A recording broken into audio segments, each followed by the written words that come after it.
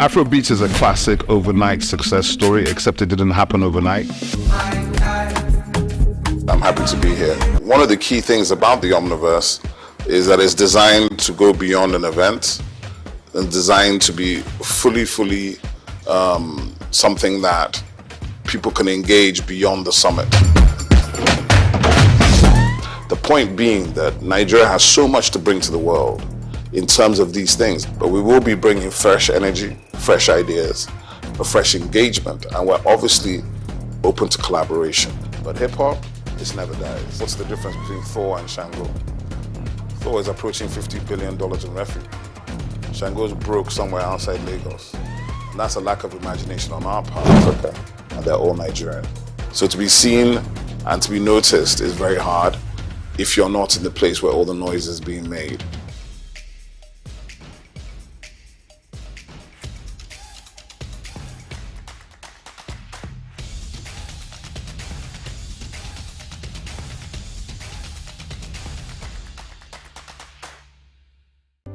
Welcome to the Africa Development Studies Center, ADSC.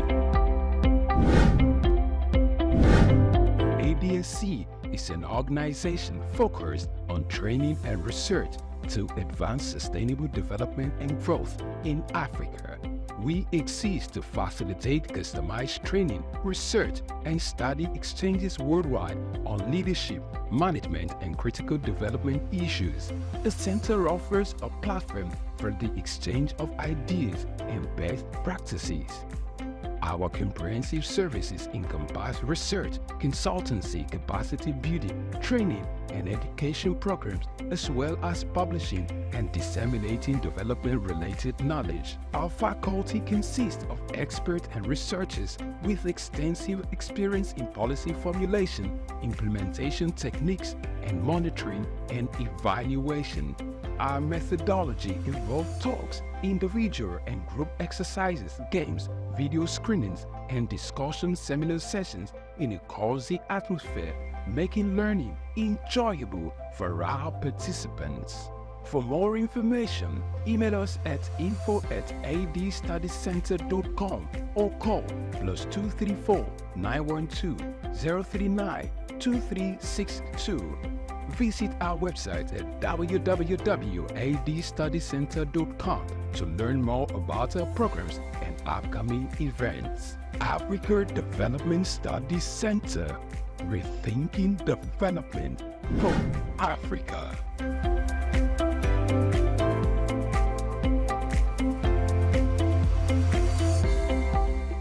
We've got just what you need right here at Femi Wash Media. Call it the Midas touch and you wouldn't be wrong. Let us record, produce, mix and master your audio like nobody does. Reach us on our contact today for the best quality job.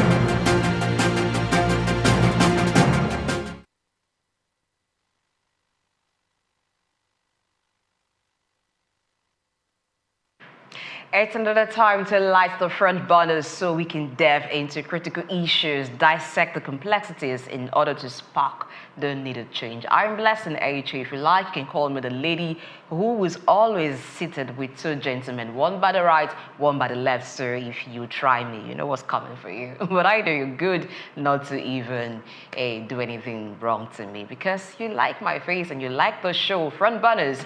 This is a place where all the issues ranging from climate change to policy to governance to business are analyzed so that the future can be brighter for us. Well, you need to see the latest version of My Gentleman. Dr. Idaosa Osamunze is here. Good morning. And also David Chidu. Good morning, Blessing. Good morning, Nigeria. Well, that's one lady who's standing by to update you on current happenings. Her name is Evelyn Oyole, and there is something you do not want to miss. She'll fill you in.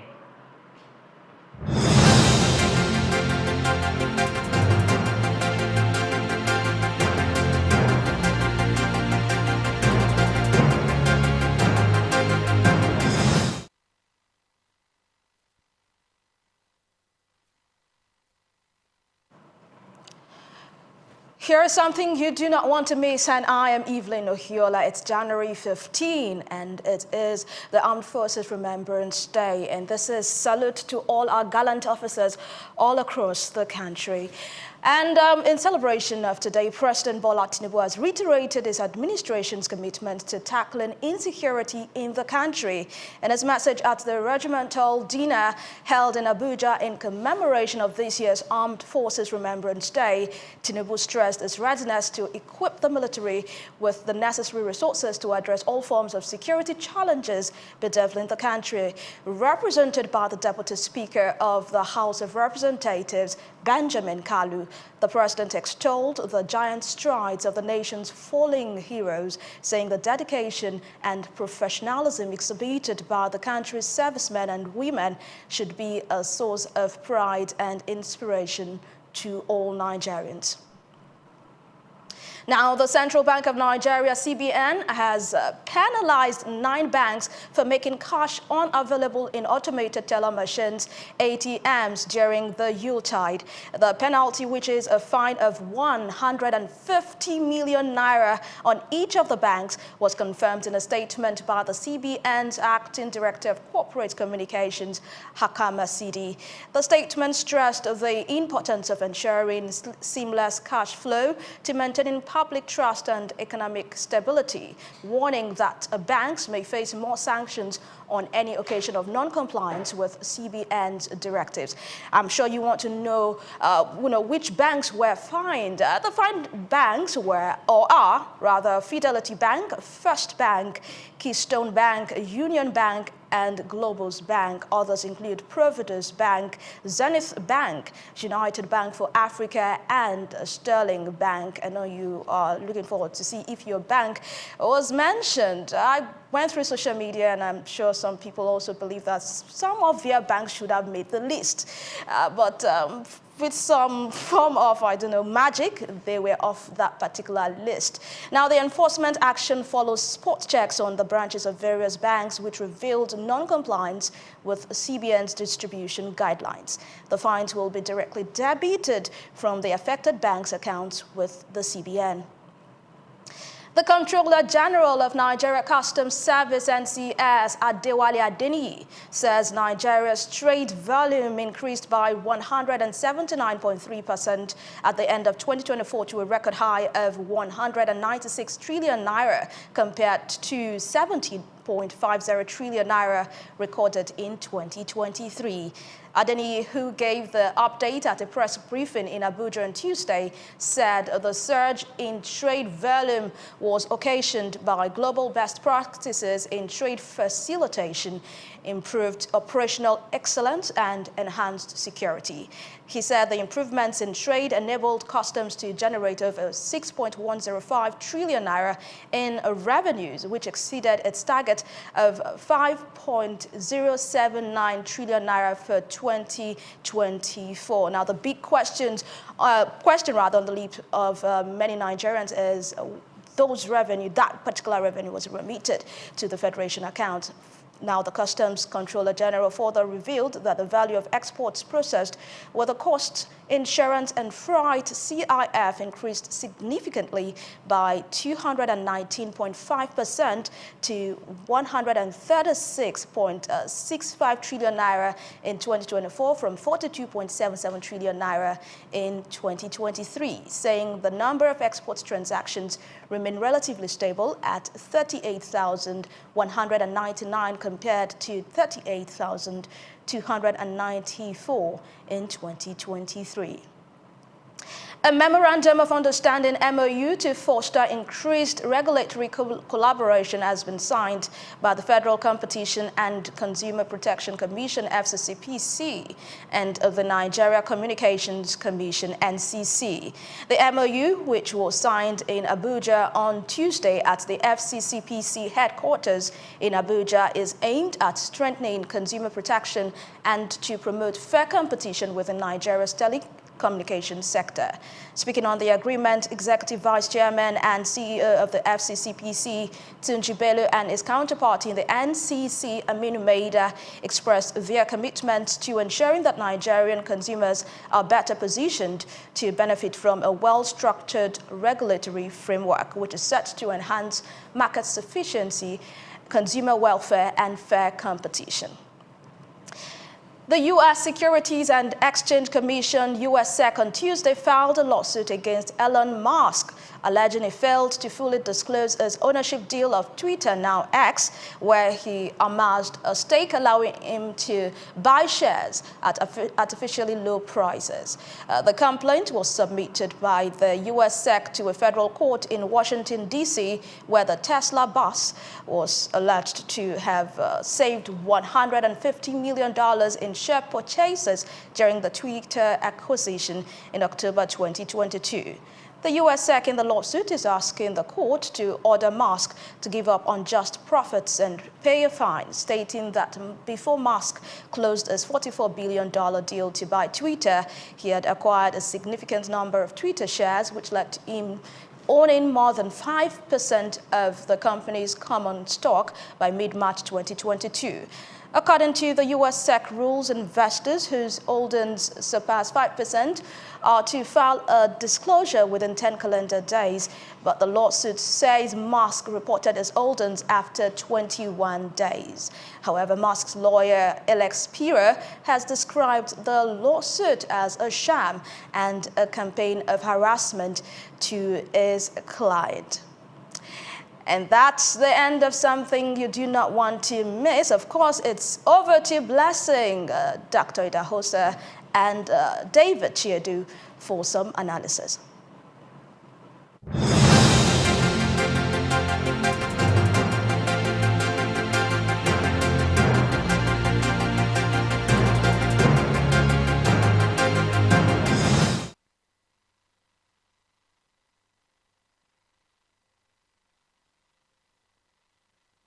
The Midas touch, and you wouldn't be wrong. Let us record, produce, mix, and master your audio like nobody does. Reach us on our contact today for the best quality job. Afrobeats is a classic overnight success story, except it didn't happen overnight. I'm happy to be here. One of the key things about the Omniverse is that it's designed to go beyond an event and designed to be fully something that people can engage beyond the summit. The point being that Nigeria has so much to bring to the world in terms of these things, but we will be bringing fresh energy, fresh ideas, a fresh engagement, and we're obviously open to collaboration. But hip-hop, it never dies. What's the difference between Thor and Shango? Thor is approaching $50 billion in revenue. Shango's broke somewhere outside Lagos. And that's a lack of imagination on our part, Africa, and they're all Nigerian. So to be seen and to be noticed is very hard if you're not in the place where all the noise is being made.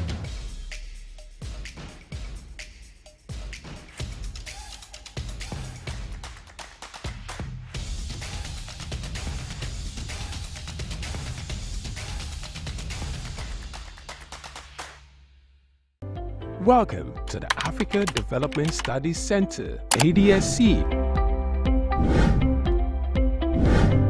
ADSC is an organization focused on training and research to advance sustainable development and growth in Africa. We exist to facilitate customized training, research, and study exchanges worldwide on leadership, management, and critical development issues. The center offers a platform for the exchange of ideas and best practices. Our comprehensive services encompass research, consultancy, capacity building, training, and education programs, as well as publishing and disseminating development-related knowledge. Our faculty consists of experts and researchers with extensive experience in policy formulation, implementation techniques, and monitoring and evaluation. Our methodology involves talks, individual and group exercises, games, video screenings, and discussion seminar sessions in a cozy atmosphere, making learning enjoyable for our participants. For more information, email us at info@adstudycenter.com or call +234 912 039 2362. Visit our website at www.adstudycenter.com to learn more about our programs and upcoming events. Africa Development Studies Center, rethinking development for Africa.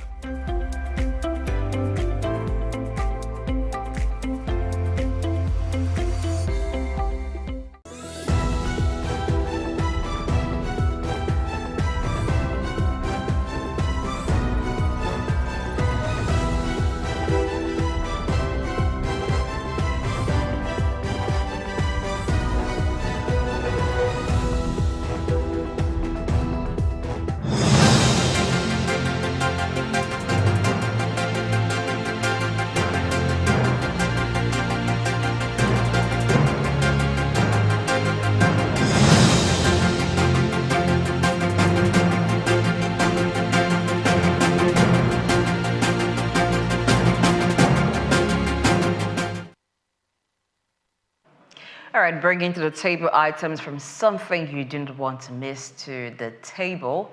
We'll begin with looking at the Armed Forces Remembrance Day commemoration, where the President has restated commitment to fighting and security. You know, of course, I'm not alone here. Dr. Dausa Osamanze is here, and David Chedu is also in the house. Good morning again, gentlemen. Good morning once again. It's great to be in your midst. I know you feel glad too that you're here with me. As always. All right, let us start with Dr. Dausa. Armed Forces Remembrance Day. This is a yearly commemoration, and we do know the challenges that the Nigerian Armed Forces currently dealing with, given the insurgency in Nigeria. So they have to be under field most of the time, and it's not really been an easy one, even for Nigeria funding the military. So on this day where the president gets to reassure the soldiers fighting that, hey, the country is solidly behind you and we're committed to providing all that you would need to fight insecurity, how does this make you feel? And what do you think about the Nigerian military so far? Well, I was going to ask you a question, please. Okay, please do. I've grown up to see that every time you talk about Armed Forces Remembered Day, there's one thing that is very unique about it. What's that? I see some soldiers all along the street begging money. What does this mean for the remembrance of people that are fallen? It's not a good one. It's not a good one, which is why the reassuring of the president is very important, but it should go beyond reassuring them on this day. It should not even be only on Armed Forces Remembrance Day, because when those who are growing up, I'm talking about young ones, grew up, maybe they have parents who have served in the military and they retire. They see how they struggle to get their benefits. They see how, like you mentioned, the ones who are on the streets begging, you know, sometimes they appeal, sometimes they use some other means to get money from citizens, because welfare, their welfare is not really looked after as it should be. It's really saddening. It's saddening, and you feel like these are people who have risked their lives. Some have even given their lives. They're falling on the battlefield in the course of fighting to protect the territorial integrity of the country, or to ward off those who would want to invade the country. So it's not a good thing. And really on this day, even if we do not have any other time to look at it, we should look at the welfare. The country has to do something about the welfare of soldiers while they are serving and after they are serving. Because even after serving, some of them are traumatized, some of them become handicapped, because they've had injuries, different issues, their welfare really needs to be attended to. I totally agree with that submission. Mr. President coming out to encourage our troops, gallant troops, I must say. Very, very nice, very, very in order. But it should go beyond just mere assurances. It should reflect in, just as you said, what is being done to and for them during active service, and especially after active service. It'll be in order, or in most cases, it'll be expected, so to speak, for you to reward someone who is actively working for you, right? But afterwards, in most cases, it's bye-bye, see you next time, or if we ever see each other, which is not supposed to be the case.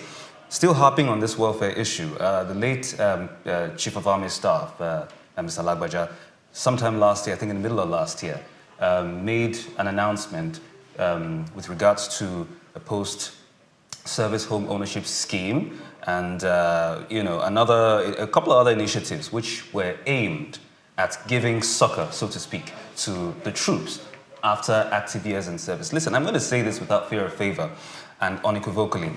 The Nigerian military is one that is well respected on the continent. In fact, as we speak, I think we're about third or fourth. I think fourth, yes. Only fourth to South Africa, Egypt, and Algeria, if memory serves me right. And we do absolutely brilliant work. These guys are trained to do something that you and I are not trained to do, that other, security, members of the security architecture aren't trained to do. Especially, the exploits essentially flourished in my opinion anyway, in the second and third republic of the country, even, dating down to this point. So like Doctor said earlier, you still see some of them, from that era, looking for handouts, and it's not supposed to be so. So we need to focus on that. Let's get the thoughts of Dr. Delsa.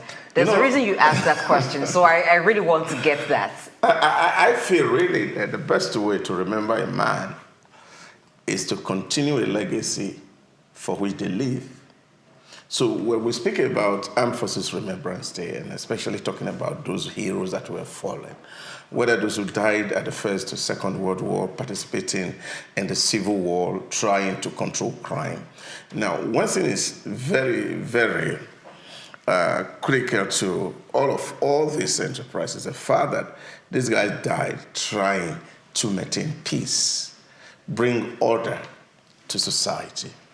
And I think the best way to remember is not just going to lay wreaths on the graves of those who are fallen, is for us to, for example, emphasize the importance of unity. Why nations or why individuals, communities, ethnic nationalities should themselves embrace each other, so that the reason why this man died on duty don't recall. That's a line from the old anthem, the labors of our heroes past shall not be in vain. Yeah, so it's quite fundamental that while we're celebrating these heroes who died in the cause of serving the nation, the things they died for, we must work hard. Because when you look at our nation today, the level of sensationalization of national issues, we are more divided today than we were during the Civil War. So the issues that took us to Civil War, they are so still very present with us today. And we are not making any attempt to resolve those issues. Now, look at it on the other side. Criminality in the environment was responsible. A lot of people who cannot withstand hunger have to always look for a means to survive. So, which means, how do we make the country livable? That children who are growing up can have some sense of nationalism, and of course have also some sense of a future that looks bright and not bleak. So these are the issues we need to tackle. Today, nobody talks so much about hardware in terms of military warfare. People are talking about the software. Now we must begin to invest in that software, how we make people feel belonged. Remember what they call the Maslow hierarchy of needs. So at the very base, you have the physiological needs. People want to eat, people want clothing, people want housing. And now some of these issues are far-fetched in our environment. How can government demonstrate that we really carry your interest in our hearts so that our men are not dying like fowl trying to combat insecurity? And I feel really the money that we are putting so much in buying hardwares, if we invest it in the software part of security, we will gain more results than we are doing buying ammunitions, fighter jets, which of course had not really brought peace to bear in the environment. You've said something very fundamental, keeping the peace. Because where there is peace, you would not need to invest so much money in buying weapons and all. Because after all, it's not like Nigeria is fighting the war. There's a war between Nigeria and any other country. It's just within Nigeria, the insurgency within Nigeria. So if we can tackle the grassroots issues, the root issues, why there's youth restiveness, there is terrorism in some parts of the country, then of course would have reduced the energy and the investment, not investment now, the energy and the money that goes into procuring ammunition and even taking care of the soldiers on the battlefield. But I think also that the families of the soldiers should be taken care of, because when a man is taking his life, he should have that confidence that if anything happens to him, his family would not suffer. What happens to his wife? What happens to the children? We've seen cases where the widows and the children of soldiers that have died are left to themselves. Nobody cares for them. Some of them have to even leave the barracks where But it didn't include the widowers. Yes, the widowers as well. But you know, we have more of them who are male. Okay. So that's why I said widows. So it's something that their interest has to be taken care of. Not just while the person who's the soldier, whether male or female, is serving, but afterwards. That is very critical. It will also boost their morale. If they know very well that there is a package that takes care of their family, it helps them. And that's why some of them are aggressive when they come into the city and they're relating with citizens. Some of them are angry. It's like we're out there risking our lives and you people are here. But it's not all the fault of the citizens as well. It is governments too who has to ensure that they are well taken care of. You see, there are very strategic way people are dealing with national issues. And I think these are things that, of course, we can also borrow from as a country. I cannot overemphasize the fact that as a country, we have not taken advantage of the opportunities that the insurance industry portends to everybody, whether serving military officer or even people who are in a civil service. Now, we're not taking advantage of that. We can have insurance for those who are serving. We can have investment for them. Take, for example, Etisalat. Etisalat was designed purposely by the UAE government for teachers. That company was built for teachers. What did the government of the UAE do? They decided to set up a company and float it in the market for the teachers. Every teacher in the UAE is expected to buy 40,000 dirham worth of the stock of Etisalat.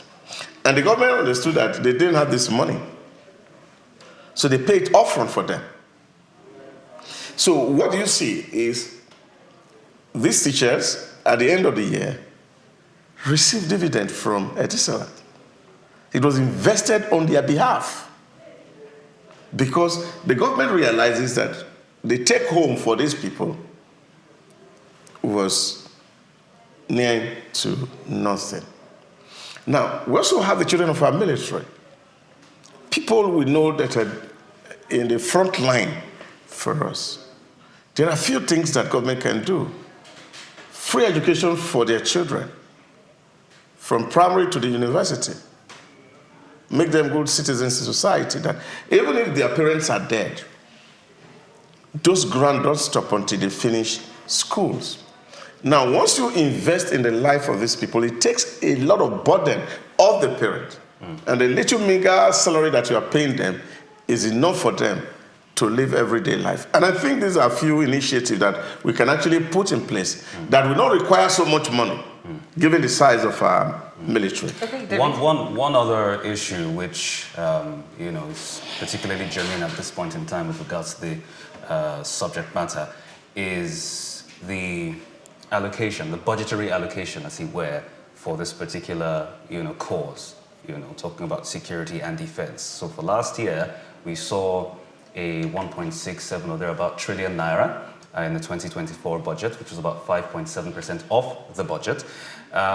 There were, hues and cries on different corners, very, pockets of voices here and there saying that, it could have been more, or it should have been more, given what we have to deal with, swathes of crime and criminality, from terrorism to banditry, cult-related activities to oil pipeline vandalizations, and a myriad of them here and there.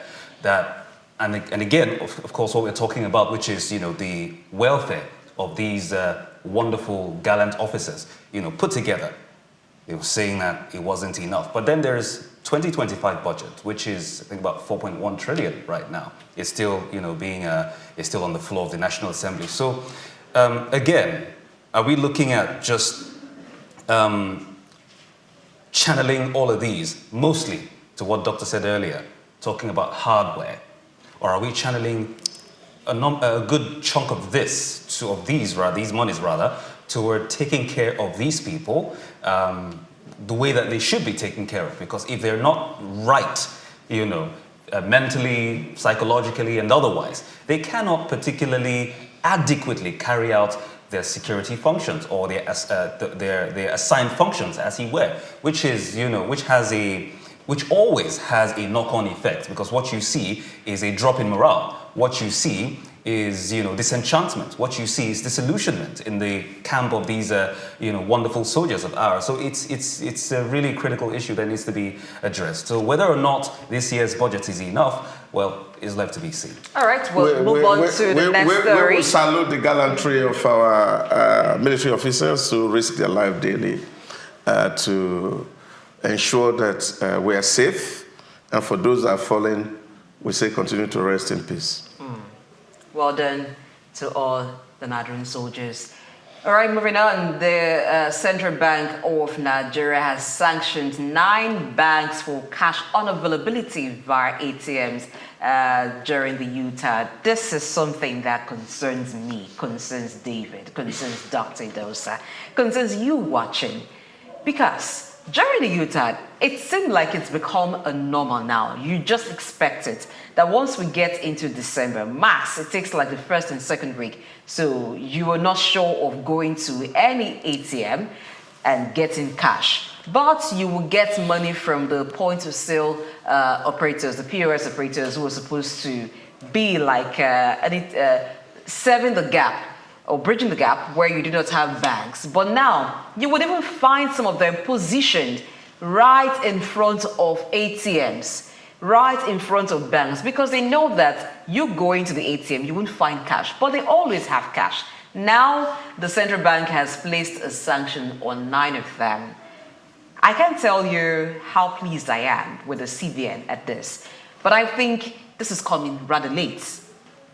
Well, it's better late than never. And I think that because is exactly it should what have it been is, done before now. How do they, because when you get to the bank and the bank is not giving you as much cash as you want, for instance, 20,000 naira, and the bank says to you, we can only give you 10,000 naira cash. But you go to the POS operator and you can get exactly the cash that you want. Where did they get the cash from?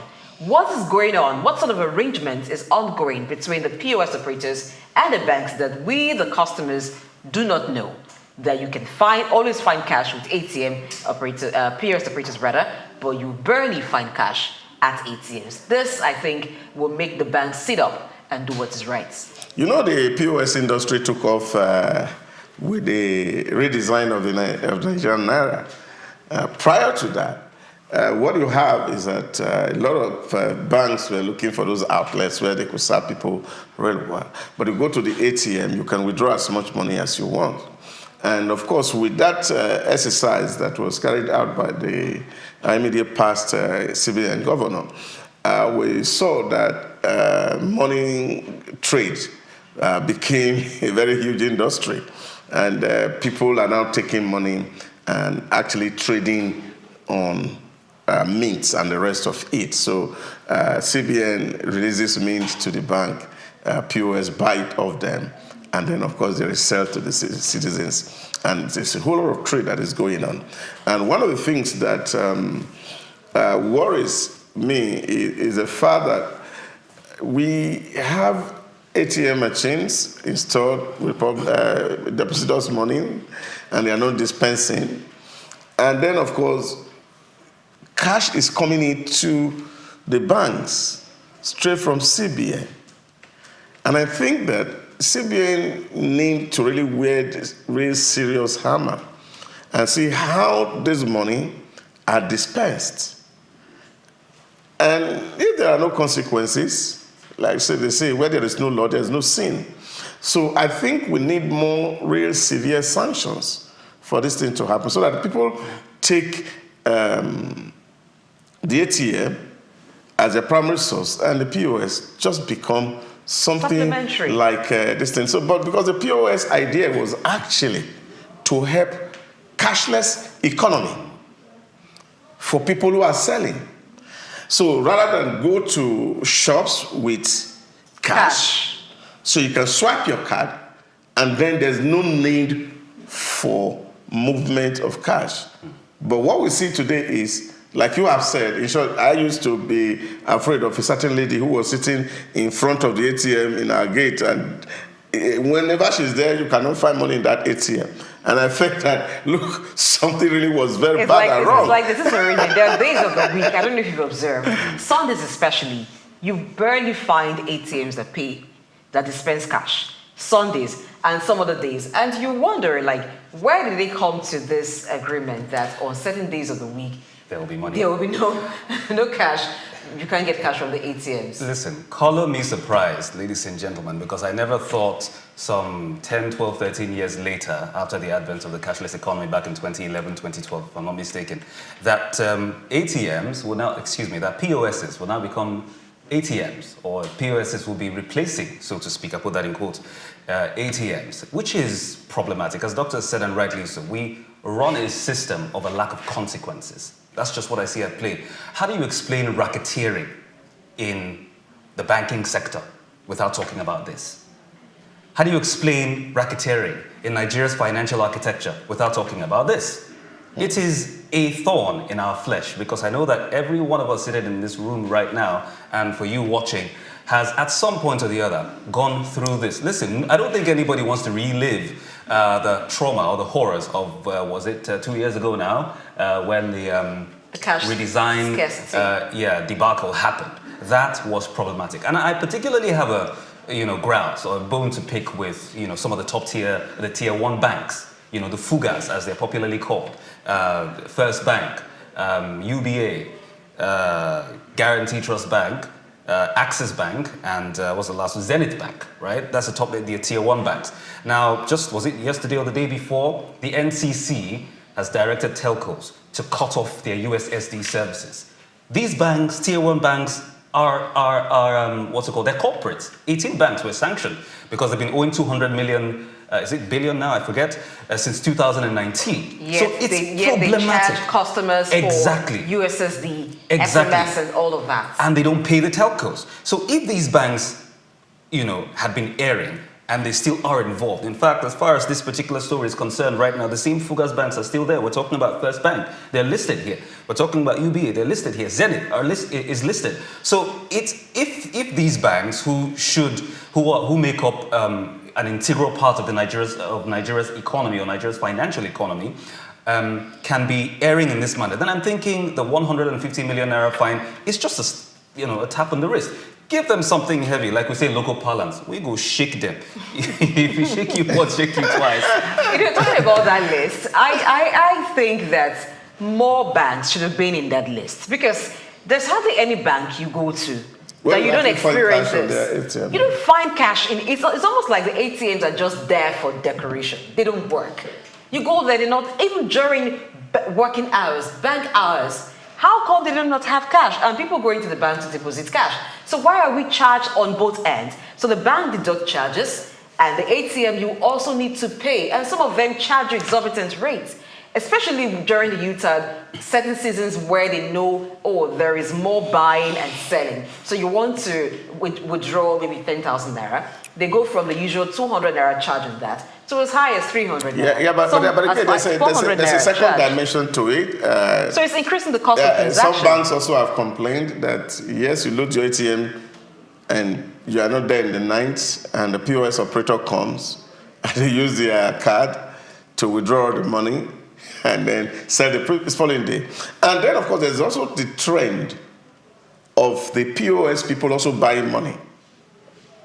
They go to motor parks where people spend cash and go to fuel stations to actually take money. So what that also means is that once the people are selling cash, those cash don't return to the bank. They go through the POS back again into the hands of the citizen. So it becomes very difficult for the visibility of the currency circulation to CBN. Now, the only one the CBN is able to monitor is the mint, the freshly printed money, because those ones have serial numbers that, of course, you can track. But for old notes, they are absolutely very difficult for CBN to track, because most time those monies don't come back to the bank, and the POS operators harvest them at source. I'll respond to that by saying when the purpose of a thing is not known, then abuse is inevitable. So if the purpose of the POS is not known, people will abuse it. You stated the purpose of it. It is to help the cashless policy. Yeah. So how do banks give out POS to people? On what ground do you allocate POS machines to people? Do you have a business that people come in and you want them always paying cash that helps you? Or you want to trade currency? So if it's for currency, then they can begin to withdraw certain POS from people.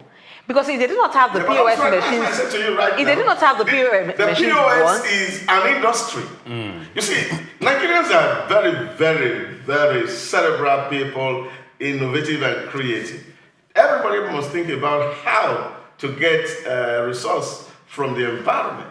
Now, it's observed that, of course, the intention of government is that they don't want too much of cash in the hands of people.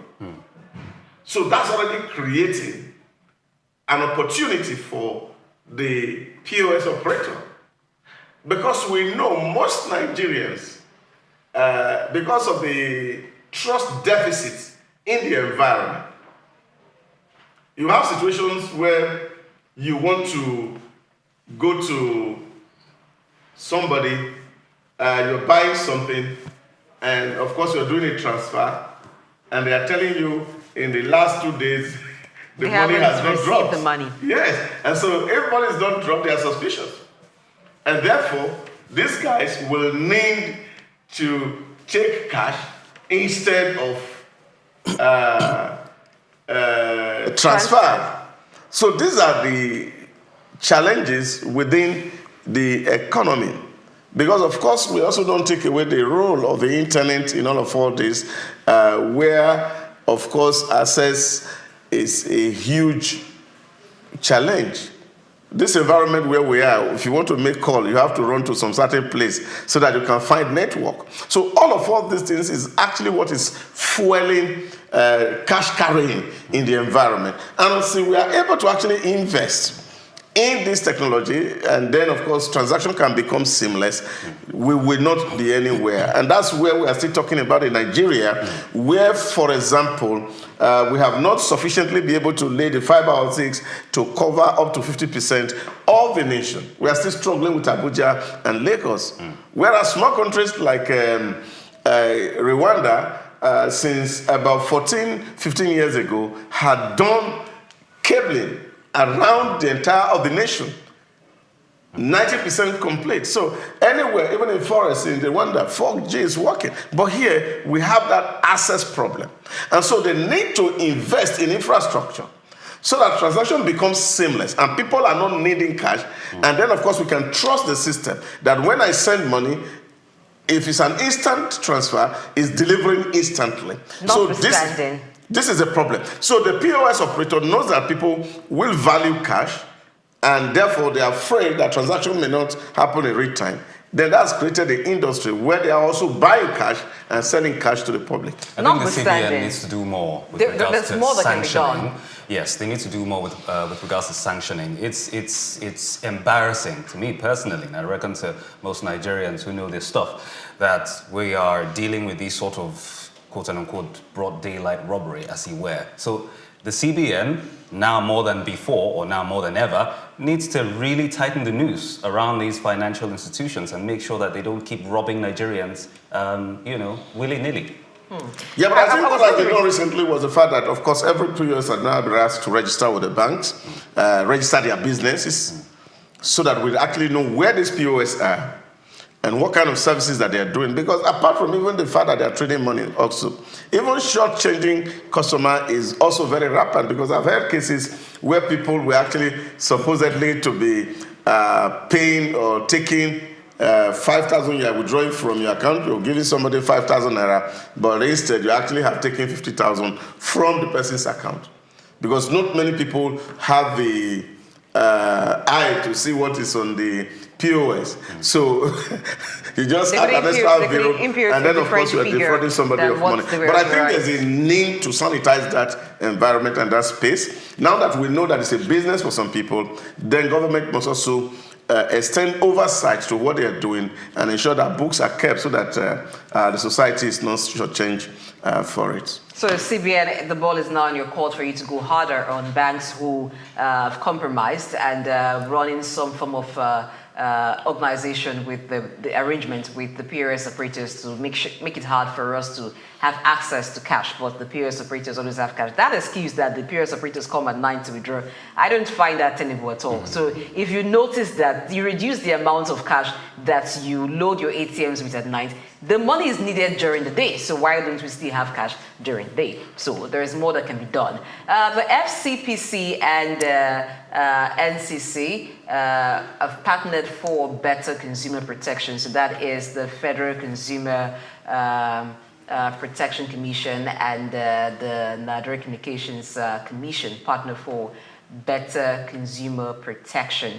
Well, the telcos recently have been talking about increasing rates because it's become, according to them, it's become necessary that they do so, reflecting the current realities within the industry, cost of operation, and all of that. So the NCC too, coming in partnership with the FCCPC, it's a good arrangement, but sometimes some of these things are just talk. It's a hard it's a hard battle you need to fight in order for you to be able to get justice if, as a consumer, you've been shortchanged. So it's more like a laborious process. I think the real bigger challenge in our public space is the fact that we want to eat our cake and still have it in our hands. How do you mean? Yeah. This is a problem. Take, for example, what people are arguing. The last time they increased tariff was about how many years ago? Now, when you see what has happened in the last 18 months of this administration alone, in terms of cost of operation, don't forget that this telco, they all have generation sets in all their mass, and they are fueling it with petrol and with diesel, that its prices is at rooftop. So what they're saying is that if we say we cannot increase our price, and therefore we have to give customers this same price that we're charging about 10 years ago or 5 years ago, is no longer realistic given the reality in the market today. And I think that's a challenge. Why we're not really running a state-controlled economy, and it's supposed to be determined by market forces, and then government is still intervening to determine at what point prices are increased. And this is a big problem. Because if you have been able to regulate, for example, inflation, that they are not growing on month by month, and then, of course, you have been able to regulate the exchange rates, that they are not fluctuating and they are stable over time, then, of course, you now have the moral ground to actually say to telcos, you see, nothing fundamentally has changed. And if nothing is changing, then you don't need to increase. Now, there's a whole lot of things that the increase in pump price of petrol had cost. So, which means, of course, these telcos are forced to increase their overhead in terms of salaries and wages and allowances that are paid to staff. All these things are mounting, and that is why you see that they are declaring losses. So how do you expect your economy to grow when your companies are not making losses? And this is why, of course, even the Consumer Protection Council must understand there's also a competition in their name. It's a federal competition, and consumer protection is a, so there's a competition that it is that the business needs to survive first, then be able to actually pay tax to government. And that frame ecosystem where that profitization can happen must be created by the state. So you cannot, on the one hand, ask people not to increase price, but then at the other hand, you are failing on your duty to stabilize the economy so that people can operate at a certain level. All my days or years I've been in the UAE, the exchange rate of dollar to dirham has remained between 3.64 to 3.66. It has not changed significantly. So in that environment, you can say, oh, well, you can't increase price. Because if there's a need to increase price, we have to factor the inputs in. But here, this other side is not helping, but we're trying to weigh on private businesses where you don't even have interest and tell them that they cannot increase price. I think that's a big problem from SEC. Just in a few words, just a few seconds. I'm all up for opening up, the space, the business space, so that everybody can, there's a Chinese saying, may 1,000 flowers bloom, right? If the space is open enough, if we actually practice that free market economy, then it means, whatever you and I buy, or whatever purchase you and I make will be largely dependent on market forces. So if you have, the regulatory bodies creating an environment where there is fair competition, as the FCCPC is trying to do, then it's to the advantage, so to speak, of the average Nigerian, because what they just simply want to do is get something that they can afford, essentially. So if Mr. 1, Mr. A, Mr. B, Mr. C, XYZ have businesses and they just want to keep the market closed, as he were, it becomes problematic for the consumer, because at the end of the day, when they all decide to hike prices or have some really irregular, unfair pricing scheme, the consumer is left with no option.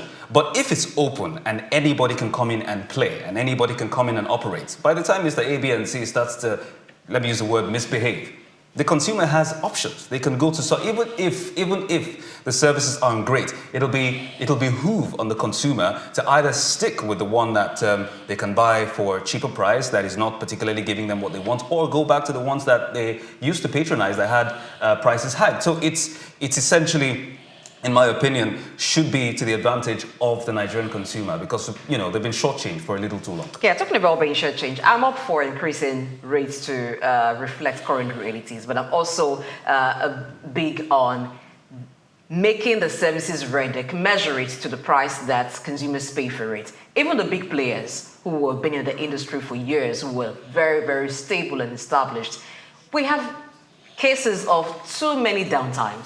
You try this network, there's downtime, the service, the quality of service is poor. So that's one aspect that the FCCPC and NCC should also look at. It's not enough for the telcos to be crying for increase in rates, but they should also ensure that the service they provide is commensurate with the rates that consumers are made to pay.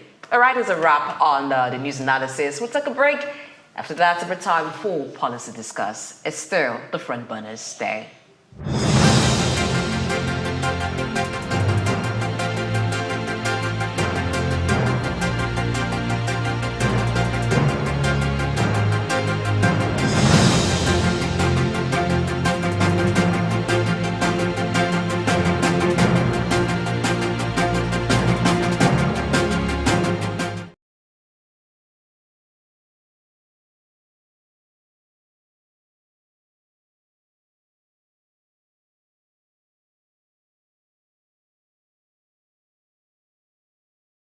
Here's what you need right here at Femi Wash Media. Call it the Midas Touch, and you wouldn't be wrong. Let us record, produce, mix, and master your audio like nobody does. Reach us on our contact today for the best quality job. Welcome to the Africa Development Studies Center, ADSC. ADSC is an organization focused on training and research to advance sustainable development and growth in Africa. We exist to facilitate customized training, research, and study exchanges worldwide on leadership, management, and critical development issues. The center offers a platform for the exchange of ideas and best practices. Our comprehensive services encompass research, consultancy, capacity building, training, and education programs, as well as publishing and disseminating development-related knowledge. Our faculty consists of experts and researchers with extensive experience in policy formulation, implementation techniques, and monitoring and evaluation. Our methodology involves talks, individual and group exercises, games, video screenings, and discussion seminar sessions in a cozy atmosphere, making learning enjoyable for our participants. For more information, email us at info@adstudiecenter.com or call +234 912 039 2362. Visit our website at www.adstudiecenter.com to learn more about our programs and upcoming events. Africa Development Studies Center, rethinking development for Africa.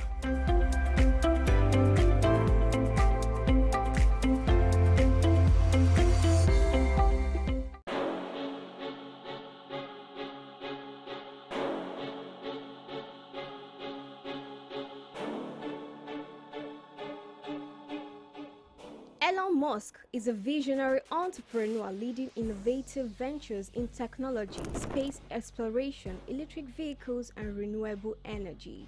Musk was born on June 28, 1971 to a South African engineer and his mother, a Canadian model and nutritionist in Pretoria, South Africa. His talents for computers and entrepreneurship emerged early, and at age 12, he created and sold a video game. Musk studied physics and economics at Queen's University and the University of Pennsylvania. In 1995, Musk founded Zip2, sold to Compaq for $307 million. He also co-founded X.com, which became PayPal, acquired by eBay for $1.5 million in 2002. Driven by a vision for humanity's multiplanetary future, Musk founded SpaceX in 2002, developing affordable rockets to support International Space Station mission and NASA's Artemis program. He became a major investor in Tesla 2004, launching electric vehicles like Roadster, Model X, and Model 3. Tesla unveiled the Cybertruck, beginning deliveries in 2023. Musk acquired X, formerly known as Twitter, in 2022, aiming to enhance future and transparency.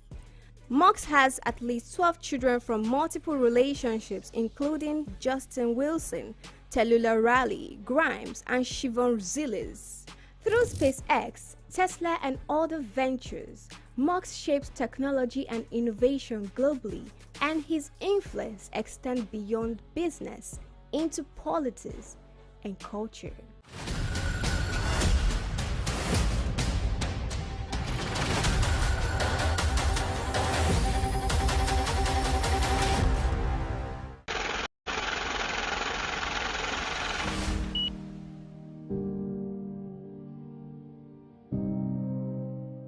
Wole Soyinka, born Akiwande Oluwole Babatunde Soyinka on July 13, 1934, in Abeokuta, Ogun State, southwest Nigeria, stands as one of Africa's most celebrated literary figures and a global icon of resistance against oppression. His life and works reflect an unwavering commitment to justice, culture, and the transformative power of art. Soyinka was born into a Yoruba family in colonial Nigeria, an environment that exposed him to both traditional African culture and Western education. His father, Samuel Ayodele Soyinka, was a school headmaster, while his mother, Grace Eniola Soyinka, was a devoted Anglican. This blend of indigenous and colonial influences deeply shaped Soyinka's world. Soyinka attended Government College Ibadan and later proceeded to the University College Ibadan, where he studied English and literature. Soyinka completed his education at the University of Leeds in England, earning a degree in English and later a doctorate degree. In the late 1950s, Soyinka began working as a dramaturg.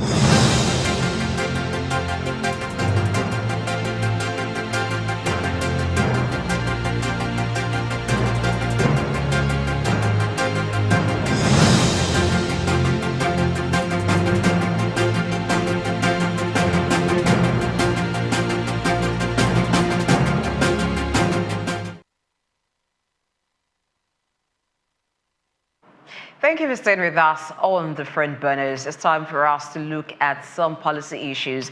And this time around, we'll start with the rebasing of the Nigerian gross domestic product, which is the GDP by the National Bureau of Statistics, NBS. So Idosa Osamaza is still in the studio with me, and I've been joined now by Pri Kromale. Good morning, Pri. Good morning to you, Blessing. Good morning to you, Doctor. Praise, a pleasure again to have you here. Great. Although now we're on the different extremes. Okay, so when the NBS said it was going to rebase the Nigerian GDP, it was news at that time, and so but that has been done now, and some people are asking, what does rebasing the GDP mean? How would that affect them? What does it mean for the Nigerian economy? I'm going to start with Idosa Osamaza. Well, I think it's important, really, because, you know, price is not a constant. It's dynamic. It keeps moving. And there are three basic ways of calculating a nation's GDP, because the GDP is also very important in determining whether you have the capacity to borrow, like what they call it, the debt to GDP ratio, to see how is the size of your economy vis-a-vis what you want to borrow, the per capita income of individuals that live within the environment. So the three ways to calculate your GDP is that you are doing the output approach, which they call production approach. You are looking at the prices of the final goods, services that is produced in the state, and you compute them together. That becomes your GDP, or you use the expenditure approach. Of course, what is the sum total of the money that households are spending in a given period of time. Otherwise, you're also looking at what's the wages that people earn within the environment and compute them together to determine what the size of your GDP is. Now, if you're using, for example, the product approach, and prices have changed over time, it will be difficult for you to actually capture what is the actual inflation figure for your environment. And so it's traditional and conventional for state 3-5 years to reassess the consumer price index and vis-a-vis the GDP, to say what is the current price in the market. In our former conversation, we were talking about how prices have changed and how it affects industries. So you also discover that there are some certain things that are happening new. I just talked about the POS industry just now. So it's a new way people are earning money. But now, 10 years ago, you didn't capture them in your GDP. The real estate was not as big as it is right now. The fintech environment was not as developed as it is right now. Right. And of course, we're also investing now heavily in the blue economy, taking advantage of the potentials that we have within our water space to create a huge economy out of it. All of this have not been captured in the preceding baseline that is used to determine what the GDP is. So, because the last time this was done was around 2014. And so I think it is just right that people put data right so that society can be better informed. That for me is what it is. We can determine what the actual size of the economy of the country is. And I like that this is going to mean that certain sectors that were not captured will now come into the value, and what they contribute will be known. So it also gives a clear picture of what the Nigerian economy actually is worth, or what the value of the Nigerian economy is. So that's good for investors who are thinking of coming into the Nigerian economy. You can see clearly that, the Nigerian economy, we were talking about that, I think, yesterday, that the Nigerian economy is not worth $500 billion as it was said before. It's over $1 trillion. So that makes it more of an economy to put your money into. You see where the production is happening, and the new data now gives a clearer picture of the prices of things. So rather than not being able to tell if the economy is growing, if it's doing well, if it's rebased now and the new elements come into it, the new data, so one can tell if the economy has grown and to what sectors are actually responsible for that growth. So I think it's a step in the right direction by the NBS. And I don't think that after now we should wait for such a long period of time to have this process happen again.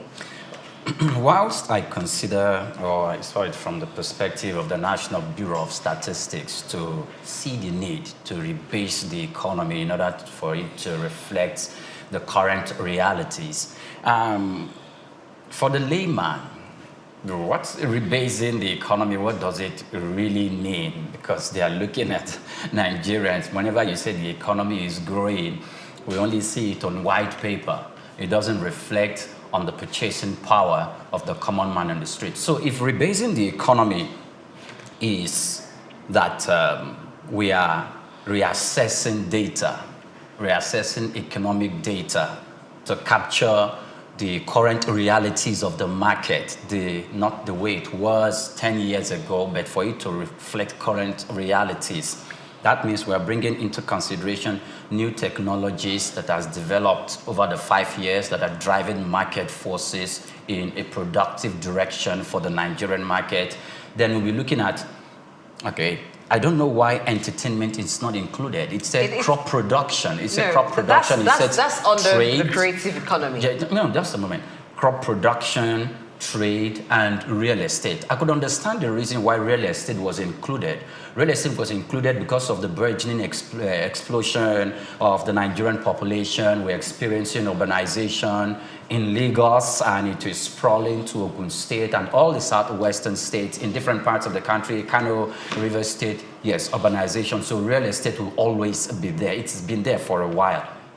Crop production. We have not addressed the systemic challenges in crop production. If we are doing that from 2014 to 2024, that's like 10 years ago, and we are talking about crop production as one of the reasons, or one of the industries that is sprawling up, where we can base the Nigerian economy. We have to look at the consequences of fighting banditry and terrorism, which has drastically or have a severe negative impact in the agricultural sector, for which the government has not really provided the much needed security. So now you're pointing just a moment. You're pointing us to how the economy is rebased, sectors that are being reflected now. Yes, and opposed to sectors we should be looking at. Yes, sectors that we should be looking at. Okay, let's take it up from there now. I want to stop. I want to just briefly land. So if we're looking at crop production, we're looking at agriculture. So we all remembered how farmers were taken out of the picture by terrorists and bandits in the northern part of the country. And same thing happened recently, where it was in the news about 40 farmers were taken out. No, just a moment. So it's affecting.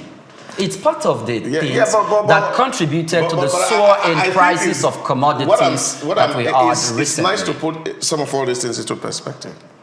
If you check Nigeria revenue profile in the last 10 years, the greatest contributor to Nigerian GDP has been agriculture. Much more than even the celebrated crude oil. So it's captured in a way. It's not as if that there's insurgency and there's no trade happening. We still see tomatoes. We still see pepper.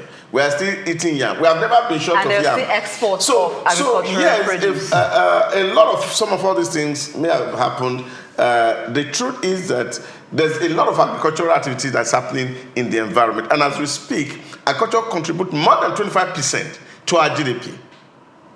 Oil is about 5% or thereabout. So what you're seeing is that real estate now is even amounting for the second largest contributor to the Nigerian GDP, but has not been sufficiently captured.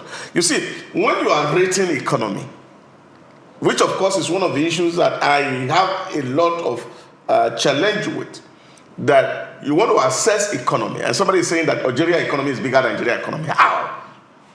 That the Egyptian economy is bigger than Nigerian economy. How?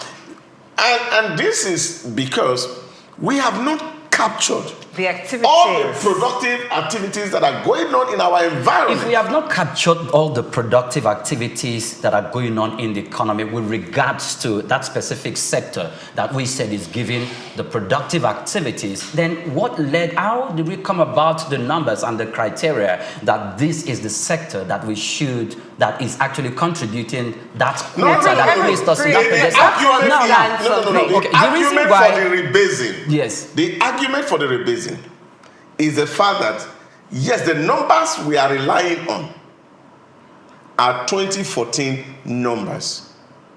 A lot of things have changed. There are new developments that are happening. And in light of these developments, the need to have a new baseline for pricing is necessary. And so they are taking the pre-COVID year of 2019. But for me, I think that it would actually be more realistic if we actually are using 2023 as a baseline for rebasing the GDP. Because if you look at 2019, pricing in 2019, compared to what we have in 2023, 2024, you will find that the significant difference is massive. I think what we should actually be having a conversation around, why are we using 2019 as a baseline? So that brings us to the of course, a lot has happened post-COVID, 2021, 2022, 2023, especially with the removal of the subsidies from petrol and electricity or energy, had affected pricing. All right. So and therefore, it may not even be as realistic as one will expect, having to use 2019 figure as a baseline for the calculation of the CPI. So that brings us to what is done, or what has been done in the course of this rebasing. Saying you want to rebase is one thing. How you rebase and what you're rebasing is also important. Look at what the issues you've both raised. You've talked about the sector that are contributing to the growth. You don't quite agree that there's enough or sufficient activity in that sector to contribute to I believe growth, that as sector, stated. yes. And Dr. Dosa, on the other hand, you've also talked about the base year, 2019, which I agree is far off. Because if we look at what COVID-19 did, and after the lockdown, the reopening of the economy, things have changed. If we even look at the policies that have been made since 2019 to date, they've been enormous, and it brought about lots of changes. Look at the removal of subsidy. That too has brought on certain changes in prices. And certain industries, certain sectors have opened up, and certain sectors are not as relevant as they used to be. All of that to reflect. But basically, the rebasing is giving us a picture of the activities that take place within the economy. Because production is going on in certain sectors, but because they are not captured, we do not quite see what is happening there. And so investment may want to come into that sector, but because the picture of what happens there, whether the sector is booming, whether there's enough potential in it, is not being captured in the GDP report, it may deter some investors because they are not, you need to have a clear understanding of any economy that you're going to, which is what this rebasing is going to do for us. But I think that what is being put into it, the data that is collected is as important as the method that is being employed. So I think more needs to be done in what data we are collecting, how we're using the data, so that we're not just merely performing an exercise, but we are actually doing that, which will give us a good understanding, and it will help policy formation. Okay. It will also help attract investment, and it will, even those within the particular sector that may think that, oh, perhaps not much is going on and they're discouraged, it will also inspire people for certain industries. You highlighted the entertainment, that it should be part of it, but that's also part of the creative economy, and that sector is growing as well. If you look at the entertainment sector, let's look at it from previous administrations, if it was coming from the Goodluck. I think the former President Goodluck Jonathan's administration was one of those that must have shown the zeal to really, help that industry. However, that industry has so proved independent and sustainable. We can see its independent growth without much of government intervention. And these are coming from the industries, from the participants of the industries, but locally, and it's attracting foreigners, investors in that particular sector, talking about the technology in that sector. That's why technology should be also part of those that are driving, like you said, creative industry, driving that trade. In that aspect, we see where Nigerians, musicians, and the shows that we've had in the country, and how this is bringing foreign direct investment in foreign currencies, in dollars, in Nigeria. And we can see the large number of employment, self-employed entrepreneurs, startups within that same sector, entertainment, developing at the snap of your fingers in that particular sector. So I would look at that. It is not bedeviled by being hamstrung by either terrorism or global politicking. It is so independent. So when we moving away from that, when we look at trade that is taking place both real and on the websites, virtually, we could see that that is even bringing in more than the way we seem to be, delving towards agriculture, for which we have not done more, because we could see the skyrocketing of prices of commodities and of goods and services, which is being the main purpose, or one of the reasons why that is because of the lack of development in that particular sector and facilities. Pray, look at it this way. If rebasing it will be looking at the industry that has the potential, not the industry that has driven growth in the past 5 years, but has the potential. You are losing the conversation. You just mentioned the Goodluck Jonathan administration and its contribution to entertainment. And of course, one of the things that Nigerians can remember about that administration was, in that administration, Nigeria was ranked as the largest economy in Africa. Nigerians did well, the economy was so robust and the rest of it. But what a lot of people had not factored in was actually, at the twilight of the Goodluck Jonathan administration, the rebasing of the economy was done by the then Minister of Finance. So what they did was to recalculate the size of our economy based on the 2010 figure. Because the last time the economy was rebased was 1990. You get that? So the prices of 1990 were what we're using to calculate our GDP up to 2013.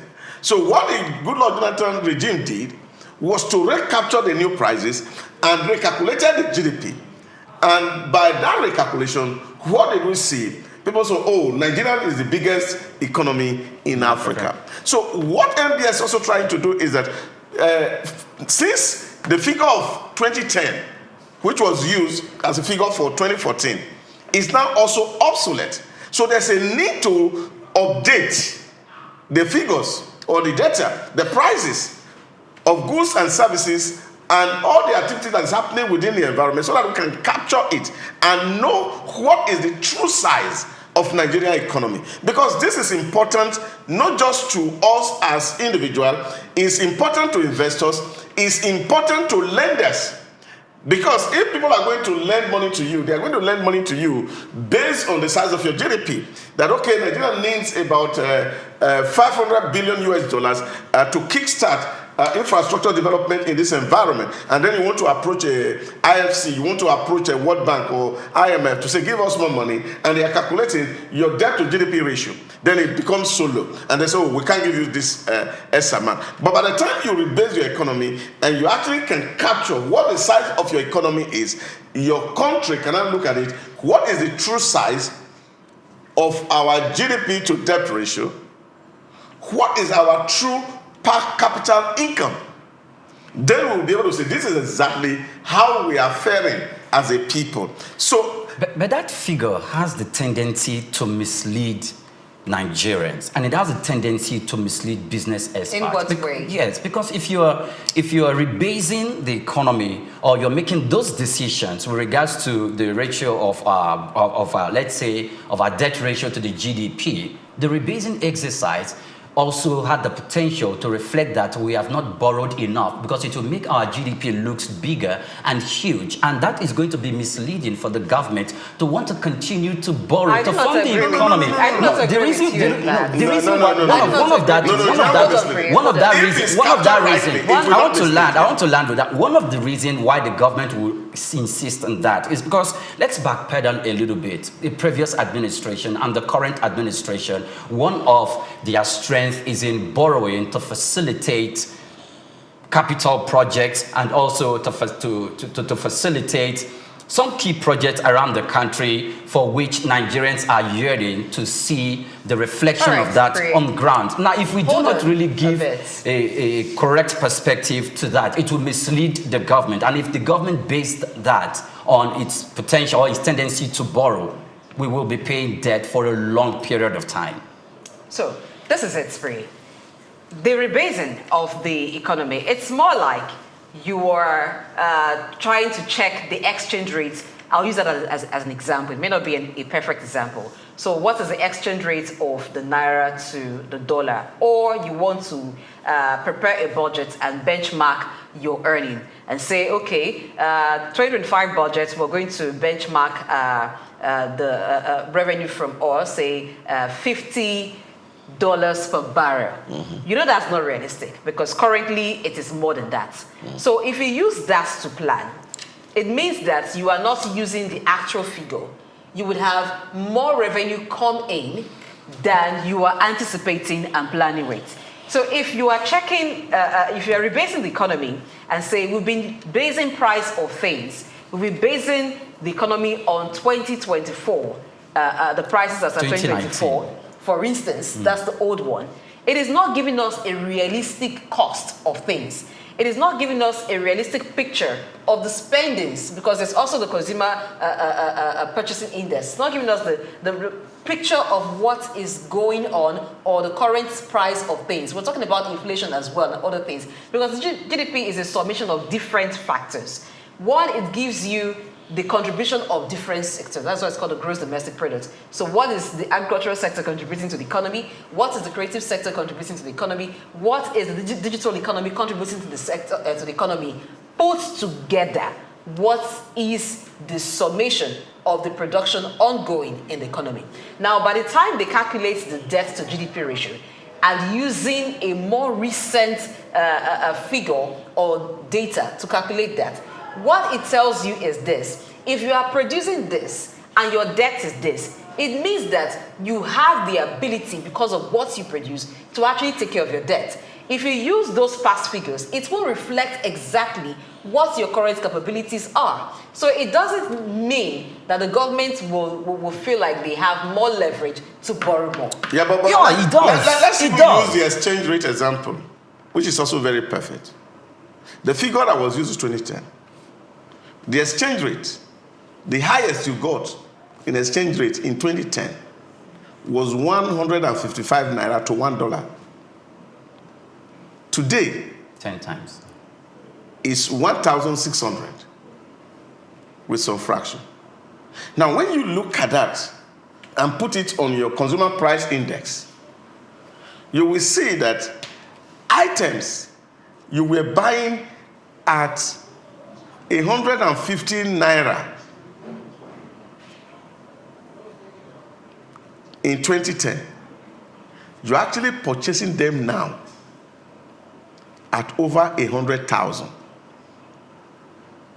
So it will be misleading for us to be using the base of 2010 prices to determine what the size of our economy is in 2024. And that's why when you see the last release of the GDP figure of Nigeria, it was put at 199, 195 billion US dollars. And I said to myself, if we are to value the things that we have properly, look at all the skyscrapers that are springing up on a daily basis, all the hotel businesses, all the banks that are declaring trillion in quarters of operation, and you factor them together, you will discover that what we're spending here really is far, far more. I use only one market in Lagos here, Alaba International Market. The size of that market, the annual size of the GDP of that market is more than 500 billion that people are talking about. So we must understand that, yes, the pricing for 2010 is no longer realistic in today's business.